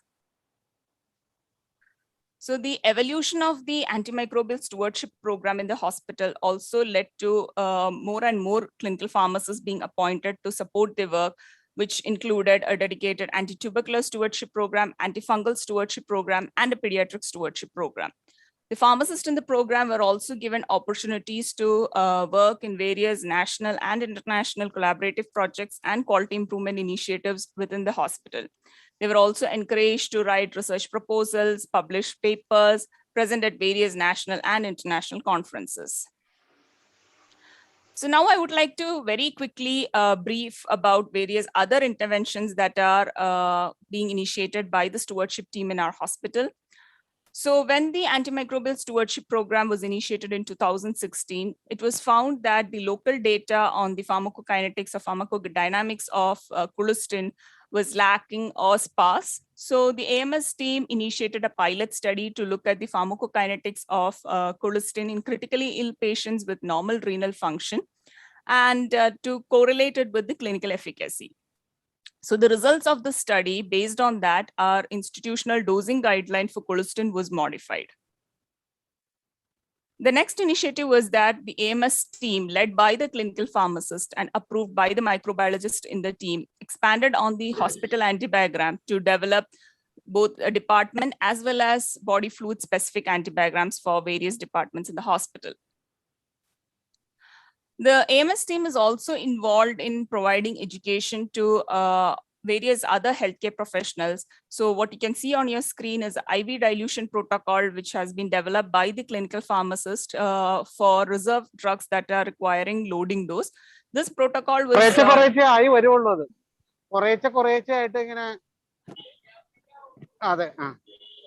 this protocol was developed by the AMS team, and it targeted the nursing department in the hospital, and it was disseminated across the hospital to various wards and ICUs.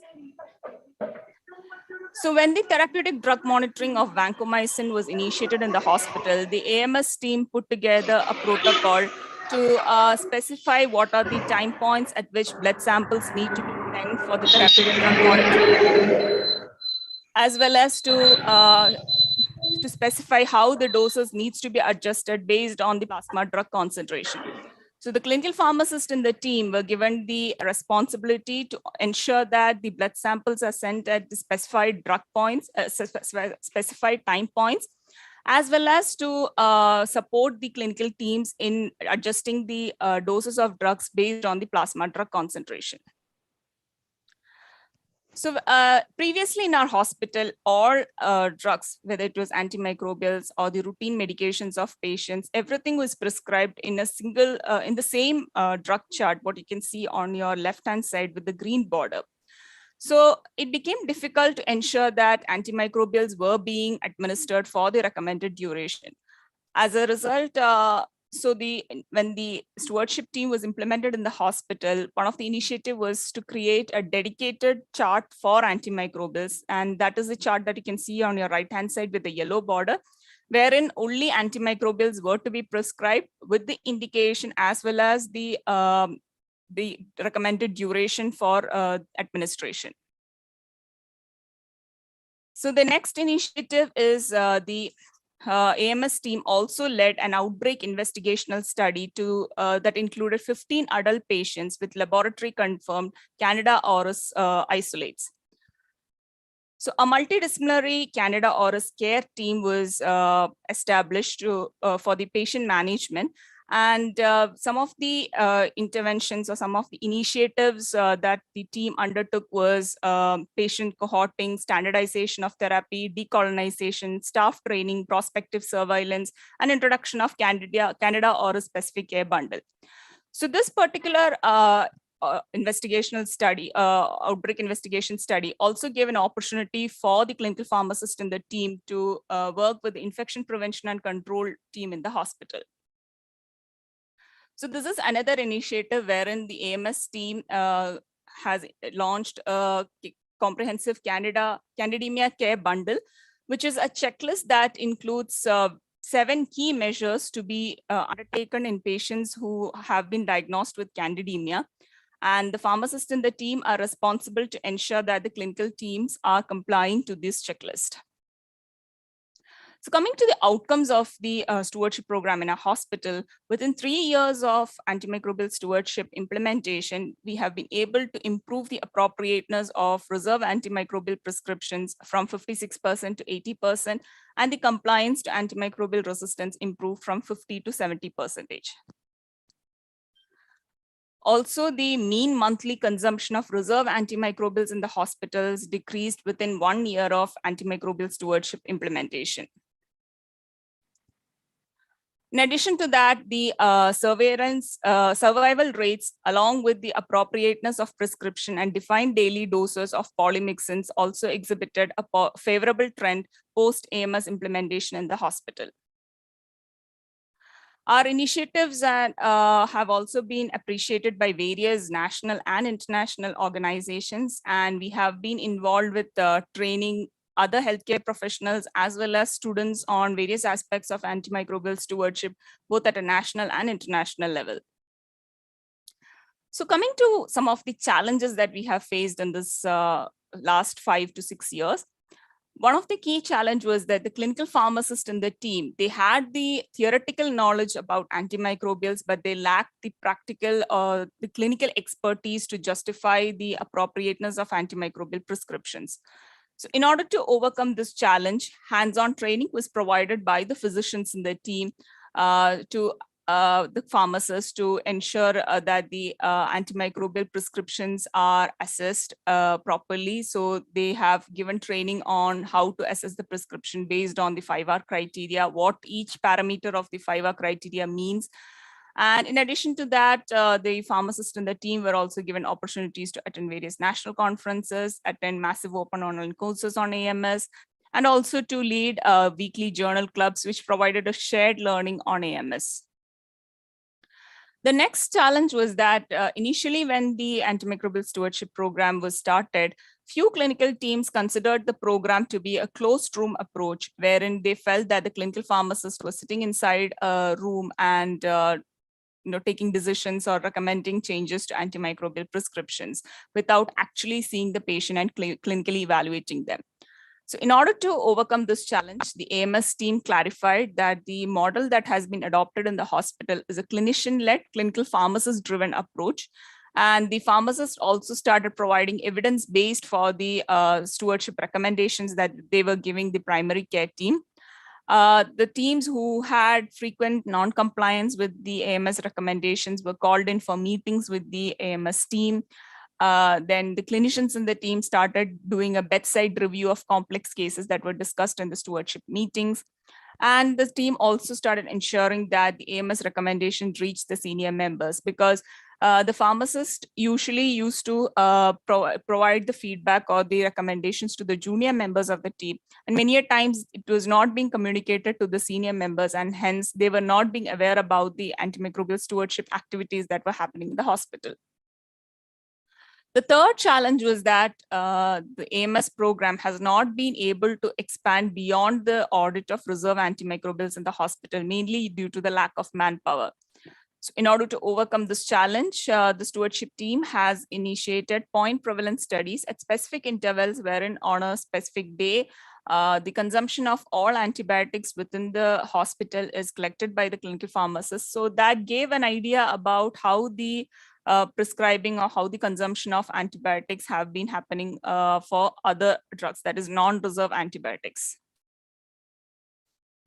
So these are some of the challenges which to an extent we have been able to overcome, but there are also challenges that we have not been able to resolve. So one is, so we routinely do a prospective audit and feedback of antimicrobial prescriptions, but we initially tried to implement a pre-authorization for 2 drugs, that is ceftazidime, avibactam, across the hospital, and colistin specifically for pediatric departments. But we could not sustain this initiative because the AMS team was not available in the hospital 24/7. The other challenge is that we have been able to train PharmD interns, only those who are being provided with a posting in the stewardship team. We have not been able to give a training to all the PharmD interns or PharmD students. The third challenge for us is that we have a fully electronic prescribing available in our OP clinics, but when it comes to the IP setting, the drug details are available only in the patient file, and this makes our audit process quite labor intensive. So these are few of our next steps. So we are definitely trying to expand our audit and the scope of our program to include non-reserve antibiotics also. We have gradually begun working on diagnostic stewardship activity in the hospital, and the pharmacists are also gradually beginning to involve with infection prevention and control activities also. So to conclude my presentation, I would like to highlight that the clinical pharmacist-driven AMS model that I've discussed has the potential to scale up in resource-limited settings like India, and the clinical pharmacists play a key role in such settings where the shortage of infectious diseases physician is a major impediment to antimicrobial stewardship implementation. Thank you.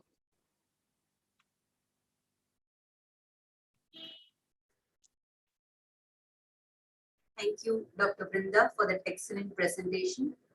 You have rightly explained how AMS can be started right from the inception in any primary care setting. And you have also explained all the challenges which clinical pharmacists have to face.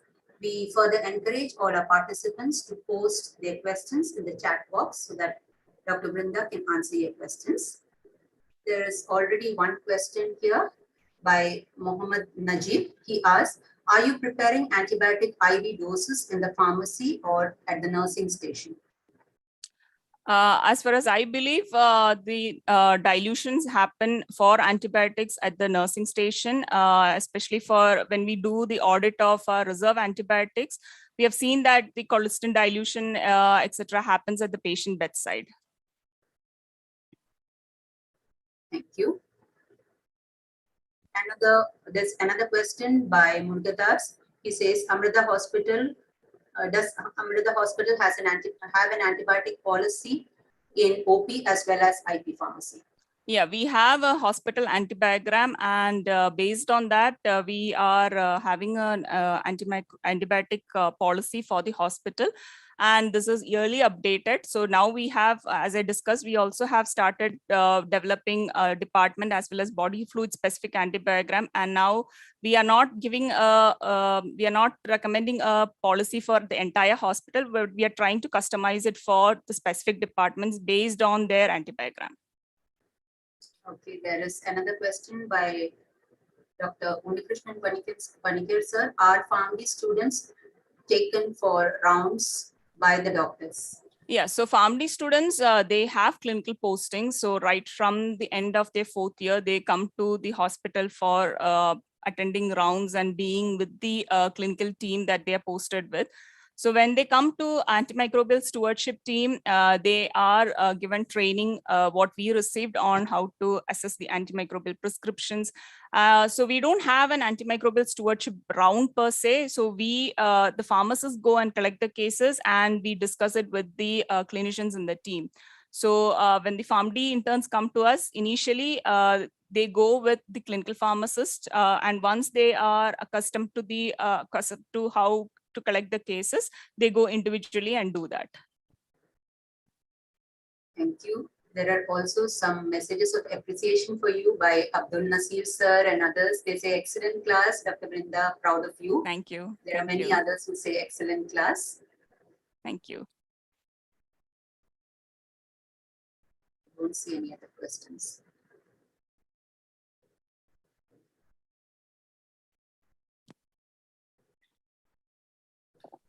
Okay, Dr. Jenny, please start.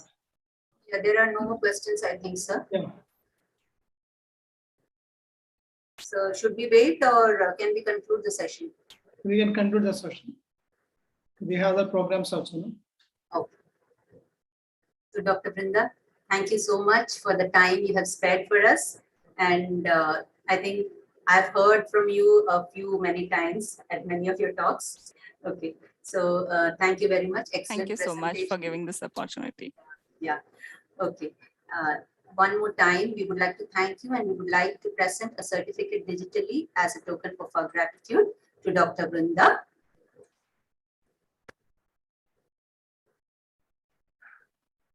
Thank you so much.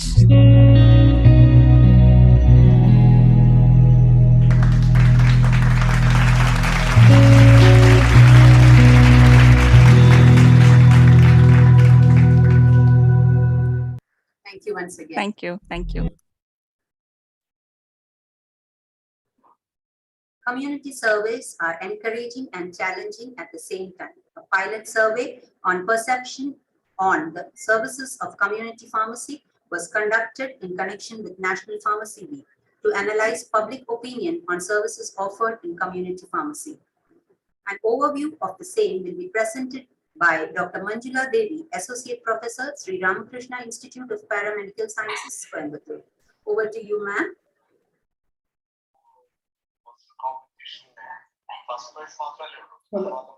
Manjula, madam. Yeah.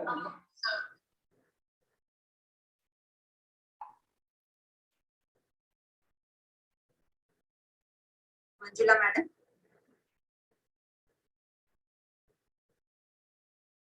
Can you hear us, ma'am?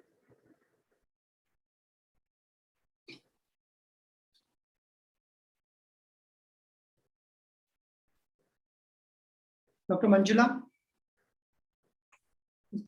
Hello, sir. Good evening, Yeah, sir. please Can you join. hear me, sir? Yeah, yeah. Yeah. Sorry for the interruption. Yeah. Good evening. This is all about a very small and simple survey which was conducted by Indian Pharmaceutical Association, Kerala State Branch.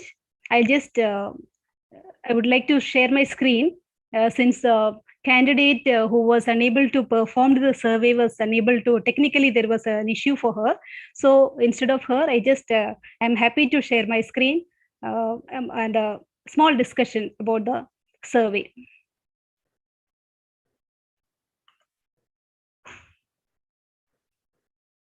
I think, sir, I should be allowed to share my screen.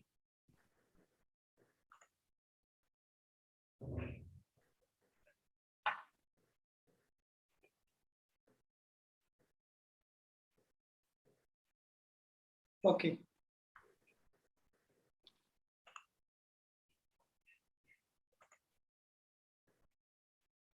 You can do now. Yes, sir.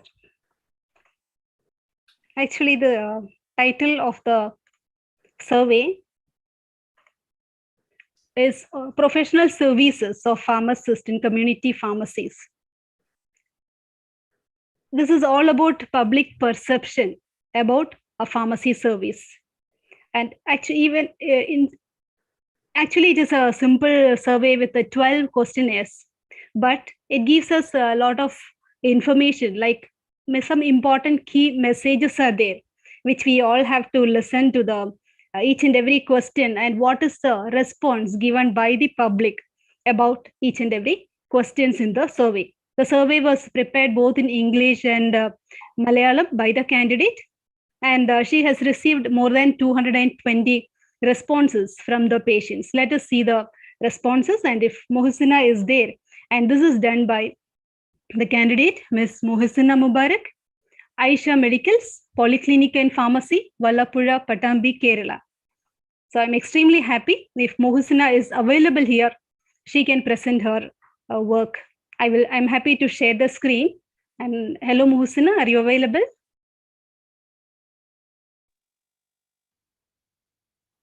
Actually, Yes, there ma'am. were, yeah, Yes, ma'am. please, Mohsina, please. Okay, thank you, ma'am. Good evening, all. I'm here to present the report of a survey conducted by Indian Pharmaceutical Association, Kerala State Branch, on professional services of pharmacists in community pharmacies. The survey was conducted on online and offline by 223 people who have participated and recorded their responses in the survey.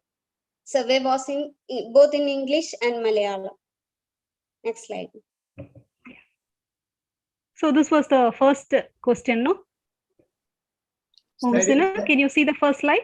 The slide is not moving. Okay. Now, sir? No. Actually, it is moving here. I don't know what's the technical reason. You can make it a slideshow. Yes, sir. It is made. It's already done. Okay, now it's coming. Okay. Okay. Now it is in slideshow. Coming to the analysis, to the question, who gives you medicines at the counter? Only 67.3% of people get their medications directly from a pharmacist, and rest of 33% of people are getting it from non-pharmacists. Though doctors are able to dispense their medicines, their own prescriptions, there seems to be a violation of the very basic rule of pharmacy here. Next, ma'am. Yeah. Before you move on to the next slide, I also add a point here. Here we could see that 25% of the medications are, people feel that it is dispensed by a salesman.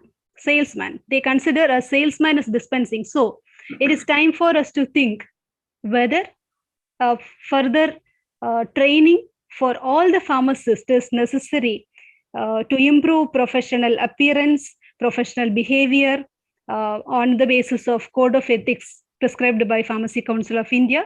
That is the point to be considered here, in my personal opinion. We will go to the next slide.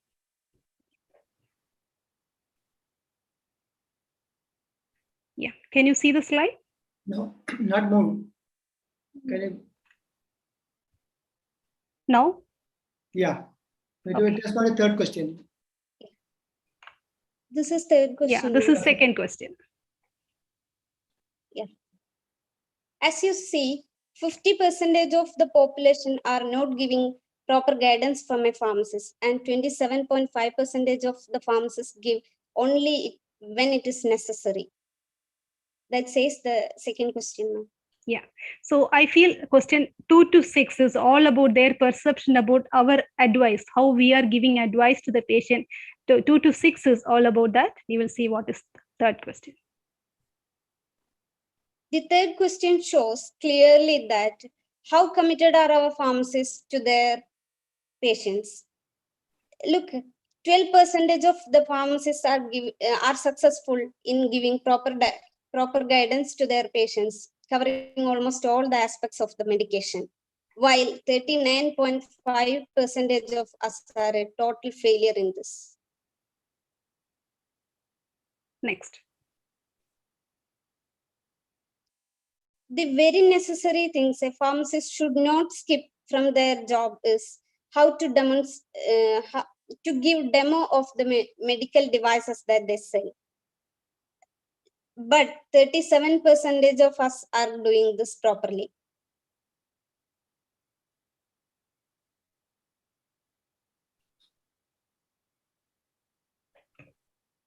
See, 50% of the patients are getting scientific based information from the pharmacist, and 31% of people are getting them when it is necessary only.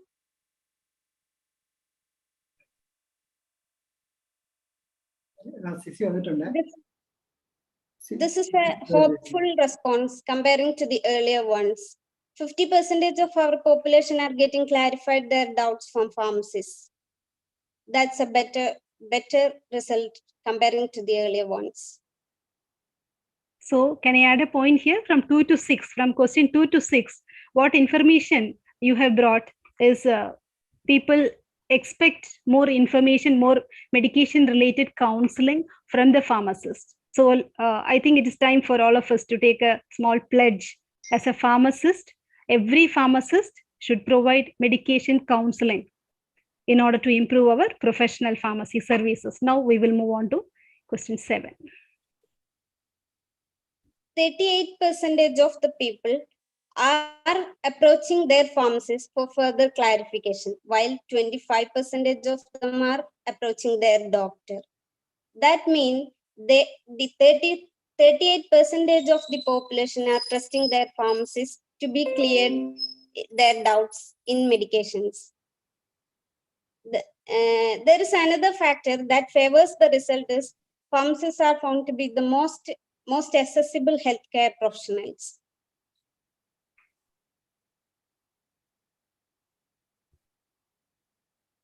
This is such a disappointing result that only 20% of people are trusting their pharmacists in reasoning and resolving side effects. Or I think people are not aware of the fact that pharmacists have a major role in managing side effects. And also They you prefer said, to contact their Mohsina, also there is a report that part of majority of people, not majority, a significant number of population depend on internet also for medication related information, which can be dangerous. So we have to take more active role in safeguarding their health. Dr. Manjula, I'm George Yes. here. Yes, sir. Yes, sir. Good evening, sir. The question is not designed in this way. Now, you are asking about the first question about a pharmacist comes from here only. ഇതുവരെ നമ്മള് നിങ്ങൾക്ക് ആരെങ്കിലും വിവരങ്ങൾ തരുന്നുണ്ടോ എന്നാ ചോദിച്ചിരുന്നത്. No, I think Mohsina has to respond. It was all done by Mohsina, sir. ഇത് ഇതുവരെ നമുക്ക് നിങ്ങൾക്ക് എവിടെയെങ്കിലും ഇൻഫർമേഷൻ കിട്ടുന്നുണ്ടോ എന്ന് മാത്രമേ ചോദിച്ചിട്ടുണ്ടായിരുന്നു.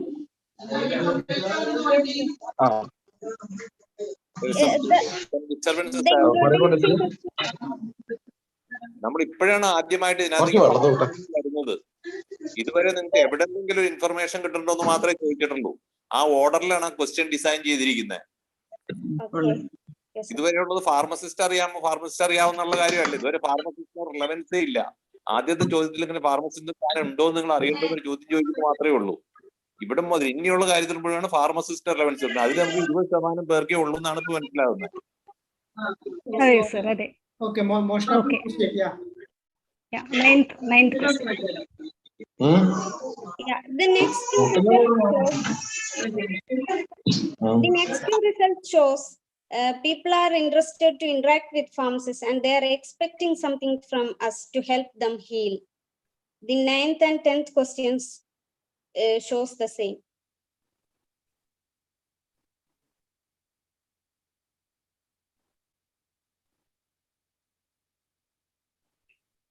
Uh, 69 point, I can't see the percentage.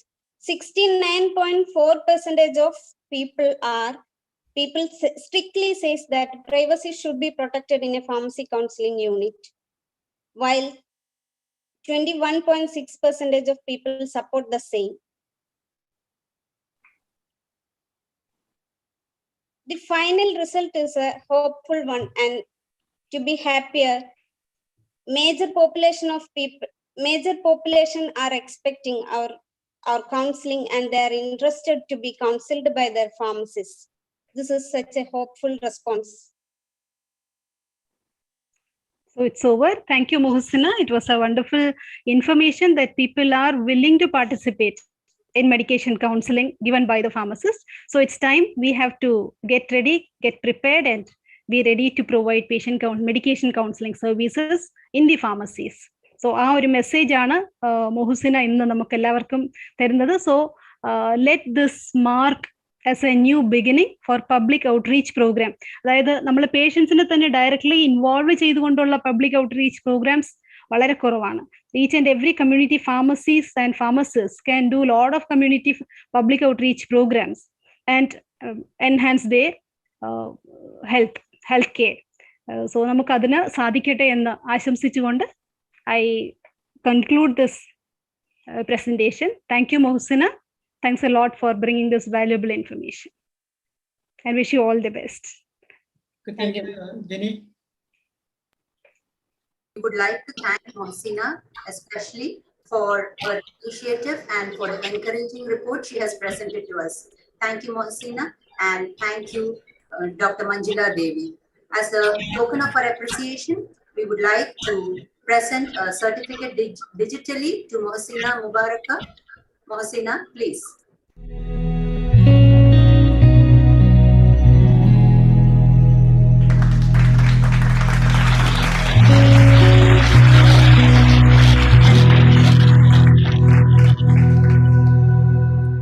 Thank you, Mohsina.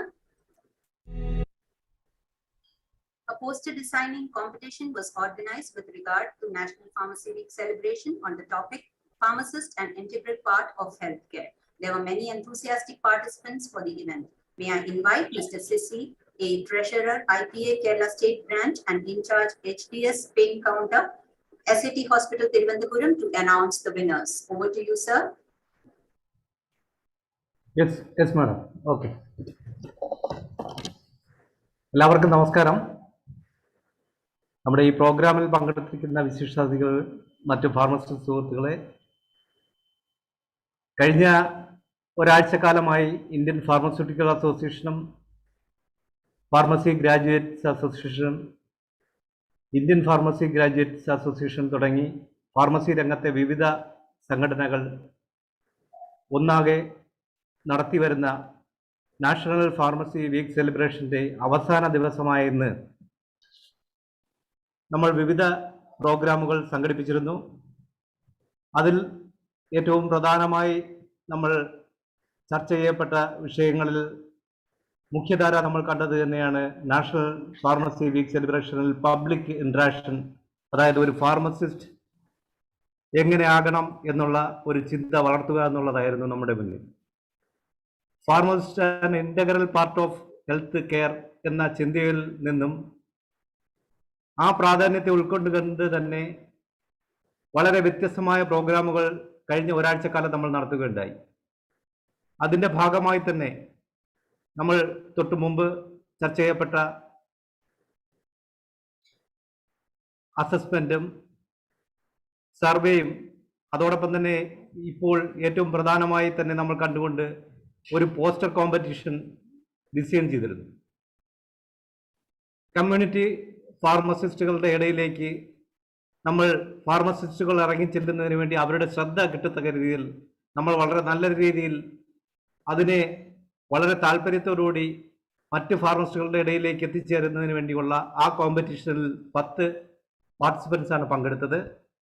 അതിൽ വളരെ നന്നായി പെർഫോം ചെയ്തിട്ടുള്ള, നമ്മൾ ഒരിക്കലും ഇതിനെ ഒരു മത്സരമോ അല്ലെങ്കിൽ ഇതിനെ ഒരു മറ്റ് ചിന്താഗതിയിലോ കാണുന്ന ഒരു പ്രോഗ്രാമായി ഇതിനെ മാറ്റിയിട്ടില്ല. തികച്ചും പ്രൊഫഷണലായി ഈ കാര്യത്തെ ഉൾക്കൊള്ളുകയും പബ്ലിക്കിന് അത് വളരെ പ്രയോജനപ്രദമാകുന്ന രീതിയിലേക്ക് അതിനെ മാറ്റിയെടുക്കുകയും ചെയ്യുക എന്നുള്ള രൂപത്തിൽ ഡിസൈൻ ചെയ്ത ആതിര SS ആണ് നമ്മൾ വിന്നർ ആയി തീരുമാനിച്ചിരിക്കുന്നത്.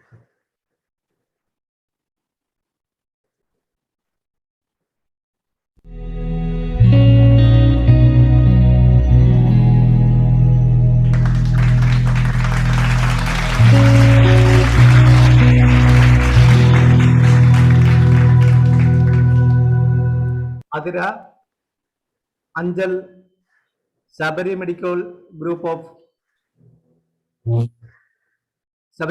ഗ്രൂപ്പിന്റെ രജിസ്റ്റേർഡ് ഫാർമസിസ്റ്റ് ആണ്. അഞ്ചൽ സ്വദേശിയായ ആതിരയെ പ്രത്യേകം നന്ദി കൂടി അറിയിച്ചുകൊള്ളുന്നു. അതോടൊപ്പം തന്നെ ഇതിൽ പങ്കെടുത്ത മറ്റ് പാർട്ടിസിപ്പൻസും വളരെ നന്നായി പെർഫോം ചെയ്തിട്ടുണ്ട്. അവരെ എല്ലാവരും ഒരിക്കൽ കൂടി ഈ പ്രോഗ്രാമിൽ നന്ദി അറിയിച്ചുകൊണ്ട് നിർത്തുന്നു. നമസ്കാരം. We would also like to display our award-winning poster for our participants.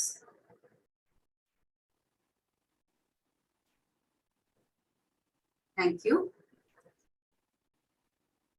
All it takes sometimes is one good video to create a massive change in community perception.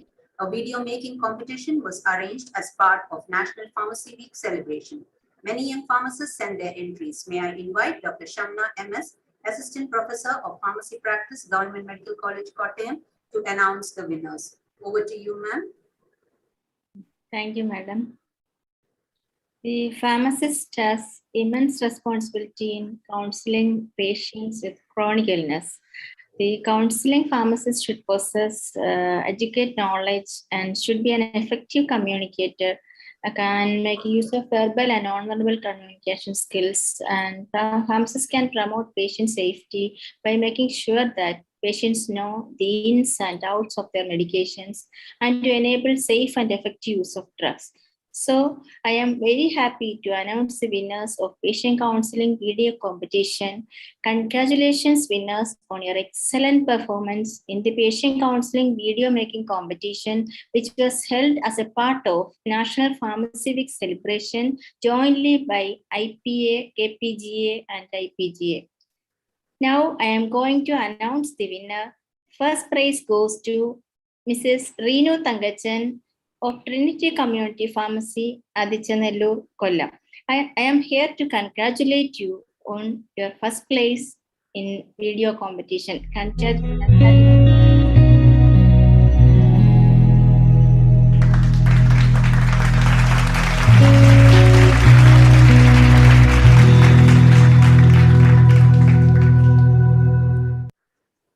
There's also a cash award of rupees 2,000 along with this prize.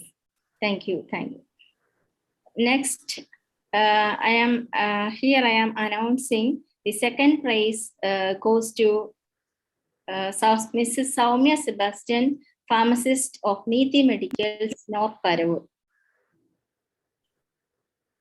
Congratulations, Soumya. Congratulations on your excellent performance. Now, you can see.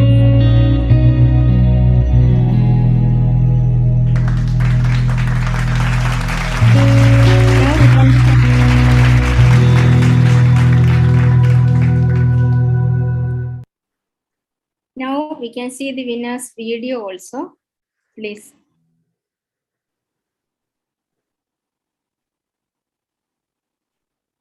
Mrs. Reenu is counseling an ortho patient first.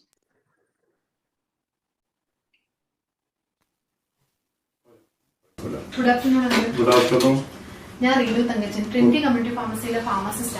Yes, yes. Uncle Pere K.O. John. K.O. John.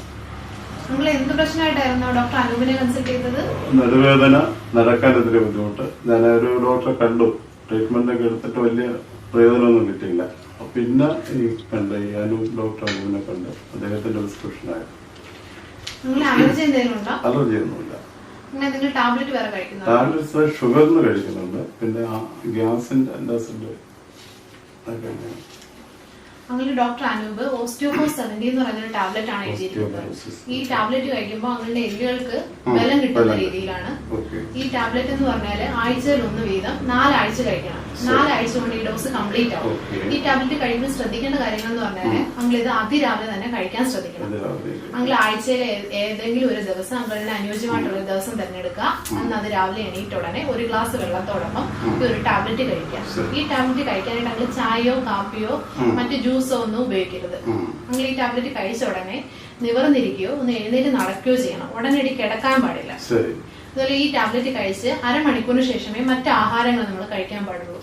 നിങ്ങൾ അതിരാവിലെ വേറെ ഏതെങ്കിലും tablet കഴിക്കുന്നുണ്ടെങ്കിൽ തന്നെ ഈ tablet കഴിച്ച് 1 മണിക്കൂറിന് ശേഷമേ കഴിക്കാൻ പാടുള്ളൂ. ഈ ടാബ്ലറ്റ് ചവച്ചരച്ചോ അലിയിച്ചിറക്കിയോ കഴിക്കരുത്. അങ്കിൾ അഥവാ ഒരു ഡോസ് മിസ്സായാൽ തന്നെ തൊട്ടടുത്ത ദിവസം ഈ ടാബ്ലറ്റ് കഴിക്കാൻ ശ്രദ്ധിക്കണം. എന്നിട്ട് തുടർന്നുള്ള ആഴ്ചകൾ നമ്മൾ ഏത് ഡേറ്റിലാണോ കഴിച്ചുകൊണ്ടിരുന്നത്, ഏത് ദിവസത്തിലായിരുന്നു കഴിച്ചുകൊണ്ടിരുന്നത്, അതേ ദിവസവും അതേ സമയം പിന്തുടരാൻ ശ്രദ്ധിക്കണം. അങ്ങനെ അതിനുവേണ്ടി ഇതിനകത്തുള്ള ഈ കാർഡ് യൂസ് ചെയ്യാവുന്നതാണ്. ഇതിനകത്ത് ഓരോ ദിവസം എഴുതിയിട്ടുണ്ട്. ആ ഫസ്റ്റ് വീക്കിൽ അങ്ങൾ ഏത് ദിവസമാണോ കഴിക്കുന്നത് അത് ടിക്ക് ചെയ്യുക. തുടർന്നുള്ള ആഴ്ചകളിലും അങ്ങൾ ഇത് കഴിക്കാനായിട്ട് ഈ കാർഡ് സഹായിക്കും. ഇത് കഴിക്കുമ്പോൾ സാധാരണ ടാബ്ലറ്റുകൾ കഴിക്കുന്ന ആൾക്ക് തന്നെ വയറെരിച്ചിലും ഗ്യാസിന്റെ പ്രശ്നവും നെഞ്ചരിച്ചിലും ഒക്കെ തോന്നും. പിന്നെ അതിന്റെ കൂടെ തന്നെ ചിലപ്പോൾ ജോയിന്റ് വേദനയോ പേശികൾക്ക് വേദനയൊക്കെ തോന്നും. എന്നാലും നമ്മള് സാരമാക്കണ്ട. അങ്കിളിന് അഥവാ അധികമായിട്ട് വേദന തോന്നുവാണെങ്കിൽ ഉടനെ ഡോക്ടറെ കാണും.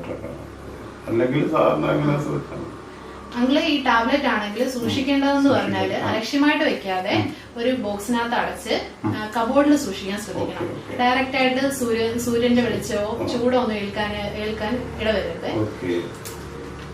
നമ്മൾ ഈ ടാബ്ലറ്റ് കഴിക്കുന്നതോടൊപ്പം നല്ല രീതിയിൽ ആഹാരം കഴിക്കണം. ഫൈബറും വെജിറ്റബിൾസും ഈ പഴങ്ങളും ഒക്കെ അടങ്ങിയ ആഹാരം കഴിക്കണം. പിന്നെ കാൽസ്യം സപ്ലിമെന്റ് ഒക്കെ കഴിക്കുന്നുണ്ടെങ്കിൽ കുഴപ്പമില്ല. രാവിലെ വൈകിട്ടൊക്കെ നടക്കാറുണ്ടോ? ചെറിയ രീതിയിലുള്ള എക്സസൈസ് നല്ലതാ. പിന്നെ പുകവലി, മദ്യപാനം അങ്ങനെ എന്തെങ്കിലും ഈ ടാബ്ലറ്റ് കഴിക്കുന്ന കാലയളവിൽ അതൊന്നും ചെയ്തുകൂടാ. അങ്ങനെ വേറെ എന്തെങ്കിലും സംശയം ഉണ്ടോ? അങ്ങളുടെ ഇതിന്റെ നിർദ്ദേശങ്ങൾ അടങ്ങിയ ഒരു പേപ്പർ ഞാൻ എന്നോടൊപ്പം തരുന്നുണ്ട്. അങ്ങളുടെ വായിച്ച് മനസ്സിലാക്കിയിട്ട് എന്തെങ്കിലും സംശയം ഉണ്ടോ ചോദിച്ചാൽ. Thank you, Renu. Next, we can see the presentation, patient counseling presentation of the Soumya Sebastian of about antibiotics. അമ്മ ഈ മരുന്നെല്ലാം കഴിച്ചുമ്പോൾ ഡോക്ടറെ കണ്ട് വാങ്ങിച്ചത് ഇത് ഇതുവരെ കഴിച്ചു കഴിഞ്ഞില്ലേ? അത് മോളെ 2 ദിവസം കഴിച്ചു കഴിഞ്ഞപ്പോൾ എൻ്റെ എല്ലാ അസുഖവും മാറി. ഇപ്പം എനിക്കൊരു കുഴപ്പമില്ല, അതുകൊണ്ട് ഞാൻ പിന്നെ കഴിച്ചില്ല.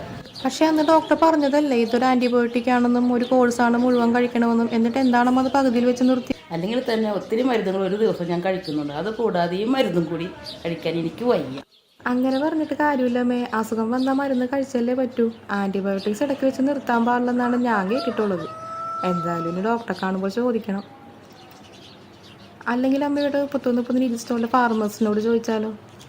നിനക്ക് നിർബന്ധമാണെങ്കിൽ ഞാനും പറയാം, നമുക്ക് ഇപ്പൊ തന്നെ പോകാം.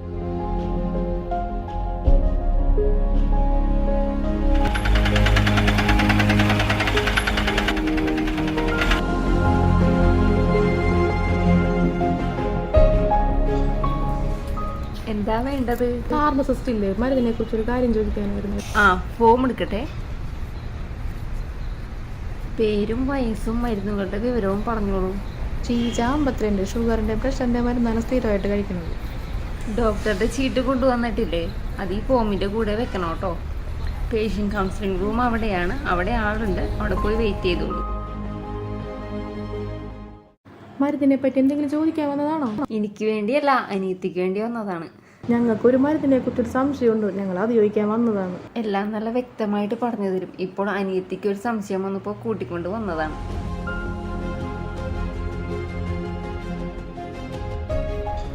ഷീജ 52 വയസ്സല്ലേ? എന്താ സംശയം? യൂറിനറി ഇൻഫെക്ഷന് ഡോക്ടർ തന്ന മരുന്നാണ്. ആന്റിബയോട്ടിക് ആണെന്ന് തോന്നുന്നു. ഇത് ഇടയ്ക്ക് വെച്ച് മുടങ്ങിപ്പോയി. അതുകൊണ്ട് എന്തെങ്കിലും കുഴപ്പമുണ്ടോന്ന് അറിയാനാണ്. അമ്മ 2 ദിവസം കഴിച്ചപ്പോൾ തന്നെ അത് മാറിയെന്ന് പറഞ്ഞോണ്ടേ പിന്നെ ആ ഗുളിക കഴിച്ചൂല. ശരിയാണ്, ഇത് ആന്റിബയോട്ടിക്സ് ആണ്. ആന്റിബയോട്ടിക്സ് എന്ന് വെച്ചിട്ടുണ്ടെങ്കിൽ നമ്മുടെ ശരീരത്ത് എന്തെങ്കിലും രോഗാണുബാധ ഉണ്ടാകുമ്പോൾ നമ്മൾ അതിനെ ചെറുക്കാൻ വേണ്ടി ഉപയോഗിക്കുന്ന മരുന്നാണ് ഈ ആന്റിബയോട്ടിക്സ്. കൃത്യമായ രീതിയിലും കൃത്യമായ അളവിലും വേണം നമ്മൾ ഈ മരുന്ന് ഉപയോഗിക്കാൻ. അമ്മയ്ക്ക് ഡോക്ടർ 5 ദിവസത്തേക്ക് മരുന്ന് എഴുതിയിട്ടുണ്ടായിരുന്നല്ലേ? അമ്മ അത് 2 ദിവസം കഴിച്ചിട്ട് നിർത്തിക്കളഞ്ഞു.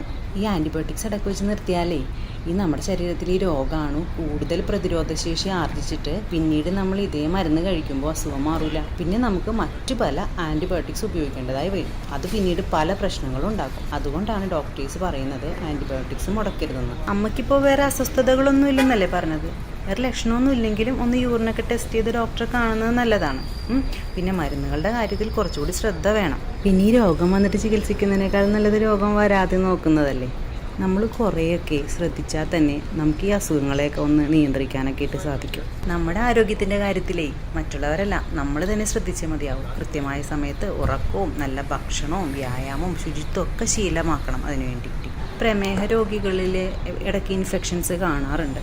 അപ്പോൾ പ്രമേഹം എപ്പോഴും നിയന്ത്രണ വിധേയമായിരിക്കാൻ പ്രത്യേകം നമ്മൾ ശ്രദ്ധിക്കേണ്ടതായിട്ടുണ്ട്. അമ്മയാണെങ്കിൽ പ്രമേഹത്തിനും രക്തസമ്മർദ്ദത്തിനൊക്കെ മരുന്ന് കഴിക്കുന്ന ആളല്ലേ? മരുന്ന് പോലെ തന്നെ ഭക്ഷണ കാര്യത്തിലും നമ്മൾ പ്രത്യേകം ശ്രദ്ധിക്കണം. മധുരമുള്ള ഭക്ഷണങ്ങൾ, ഉപ്പ് കൂടുതലുള്ള ഭക്ഷണങ്ങൾ, അതായത് അച്ചാർ, പപ്പടം, ഉണക്കമീൻ, ഇതെല്ലാം പൂർണ്ണമായിട്ട് തന്നെ ഒഴിവാക്കണം. ഭക്ഷണത്തിൽ ധാരാളം ഇലക്കറികൾ ഉൾപ്പെടുത്തണം. പിന്നെ എല്ലാ ദിവസവും നന്നായി വെള്ളം കുടിക്കണം. അതുപോലെ തന്നെ അരമണിക്കൂറെങ്കിലും നടക്കാൻ ശ്രമിക്കണം. ആരോഗ്യമുണ്ടെങ്കിലല്ലേ നമ്മൾ ആഗ്രഹിക്കുന്നത് പോലെ നമുക്ക് ജീവിക്കാൻ സാധിക്കൂ. എപ്പോഴും നമുക്ക് ഈ ചെറുപ്പമായിട്ട് തന്നെ ഇരിക്കണ്ടേ? നമുക്ക് ഞാൻ പറഞ്ഞതൊക്കെ മനസ്സിലായോ? സിസ്റ്റർ, എനിക്ക് കാര്യങ്ങളെല്ലാം മനസ്സിലായോ? ഈ ഒരു സേവനം ഈ മെഡിക്കൽ സ്റ്റോറിൽ പറഞ്ഞതിന് വളരെ നന്ദി. ഇതുപോലെ മരുന്നുകളെക്കുറിച്ച് നിങ്ങൾക്കും സംശയങ്ങൾ ഉണ്ടാകാറില്ലേ? അതിനായി ഞങ്ങൾ നിങ്ങൾക്ക് വേണ്ടി ഒരു പുതിയ സംവിധാനം ഏർപ്പെടുത്തുന്നു, patient counseling. Congratulations, winners. May this win be a motivation to achieve even more exploits. Once again, congratulations on your success. Thank you. Thank you, Dr. Shamna, and congratulations to the winners. Gratitude is not only the greatest of virtues, but the parent of all others. May I request Mr. Ranjesh C., Vice President, IPGA and Associate Professor of Pharmacy, Government Medical College, Alappuzha, to deliver the vote of thanks.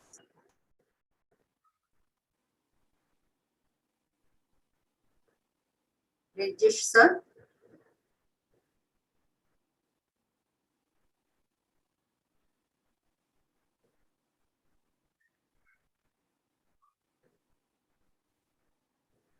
Rajesh?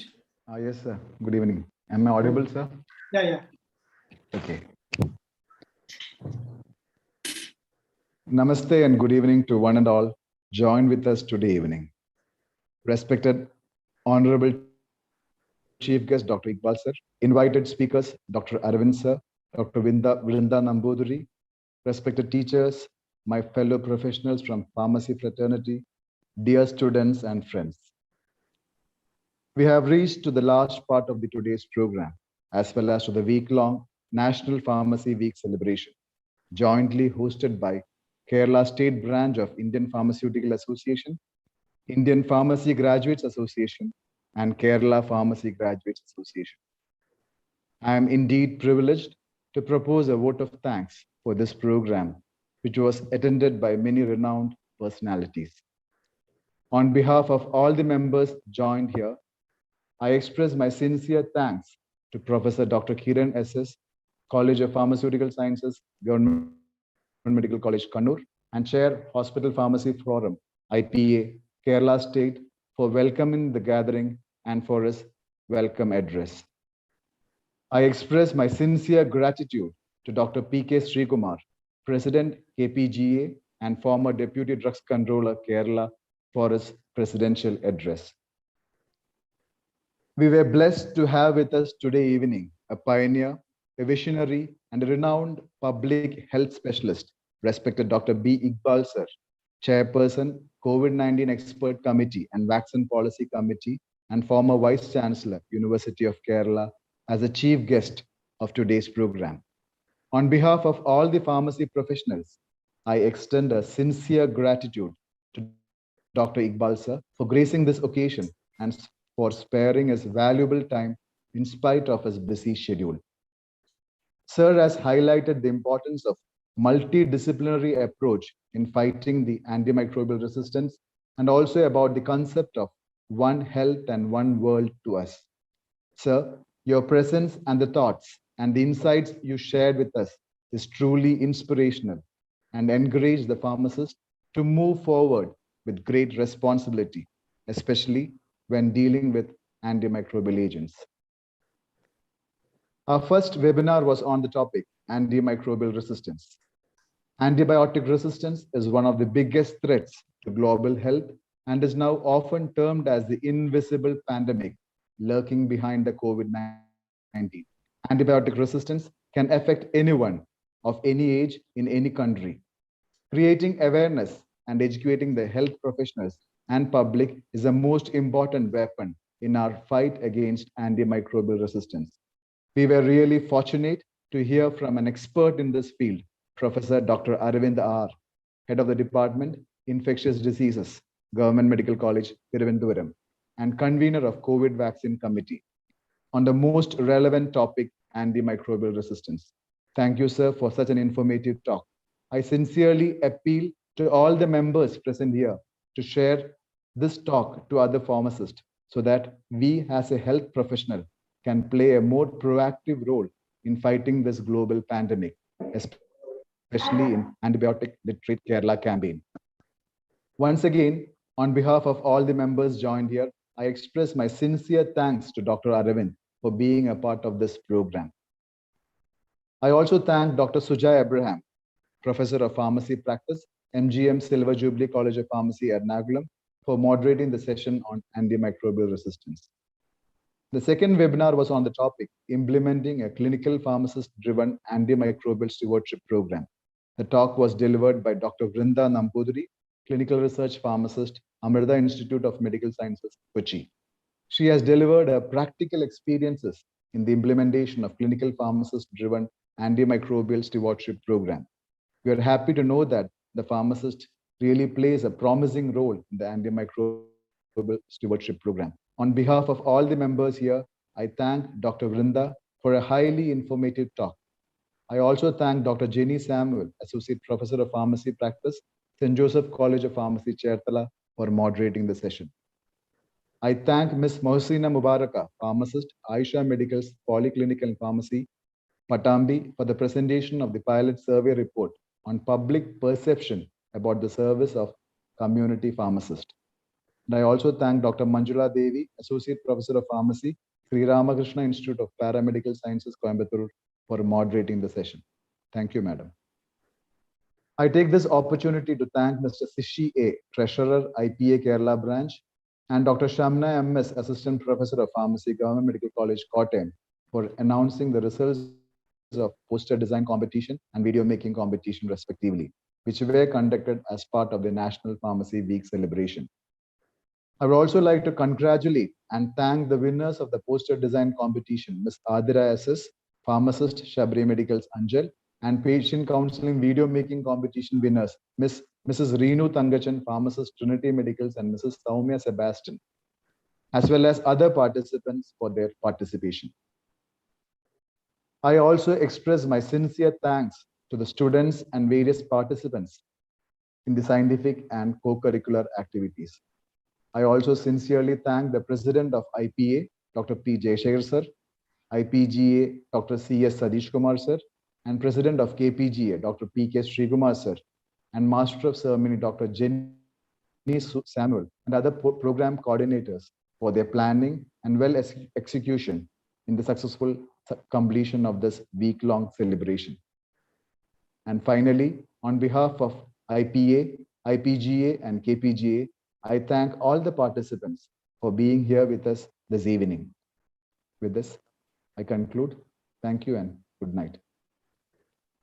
Sir? Okay.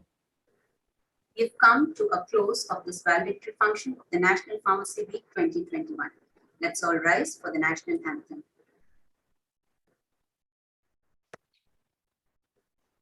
जनगण मन अधिनायक जय हे भारत भाग्य विधाता पंजाब सिंध गुजरात मराठा द्राविड उत्कल बंगा विंध्य हिमाचल यमुना गंगा उच्चल जलधि तरंगा तव शुभ नामे जागे तव शुभ आशीष मांगे गाहे तव जय गाथा जन गण मंगलदायक जय हे भारत भाग्य विधाता जय हे जय हे जय हे जय जय जय जय हे. Thank you all once again for being with us. Good night. Thank you. Okay.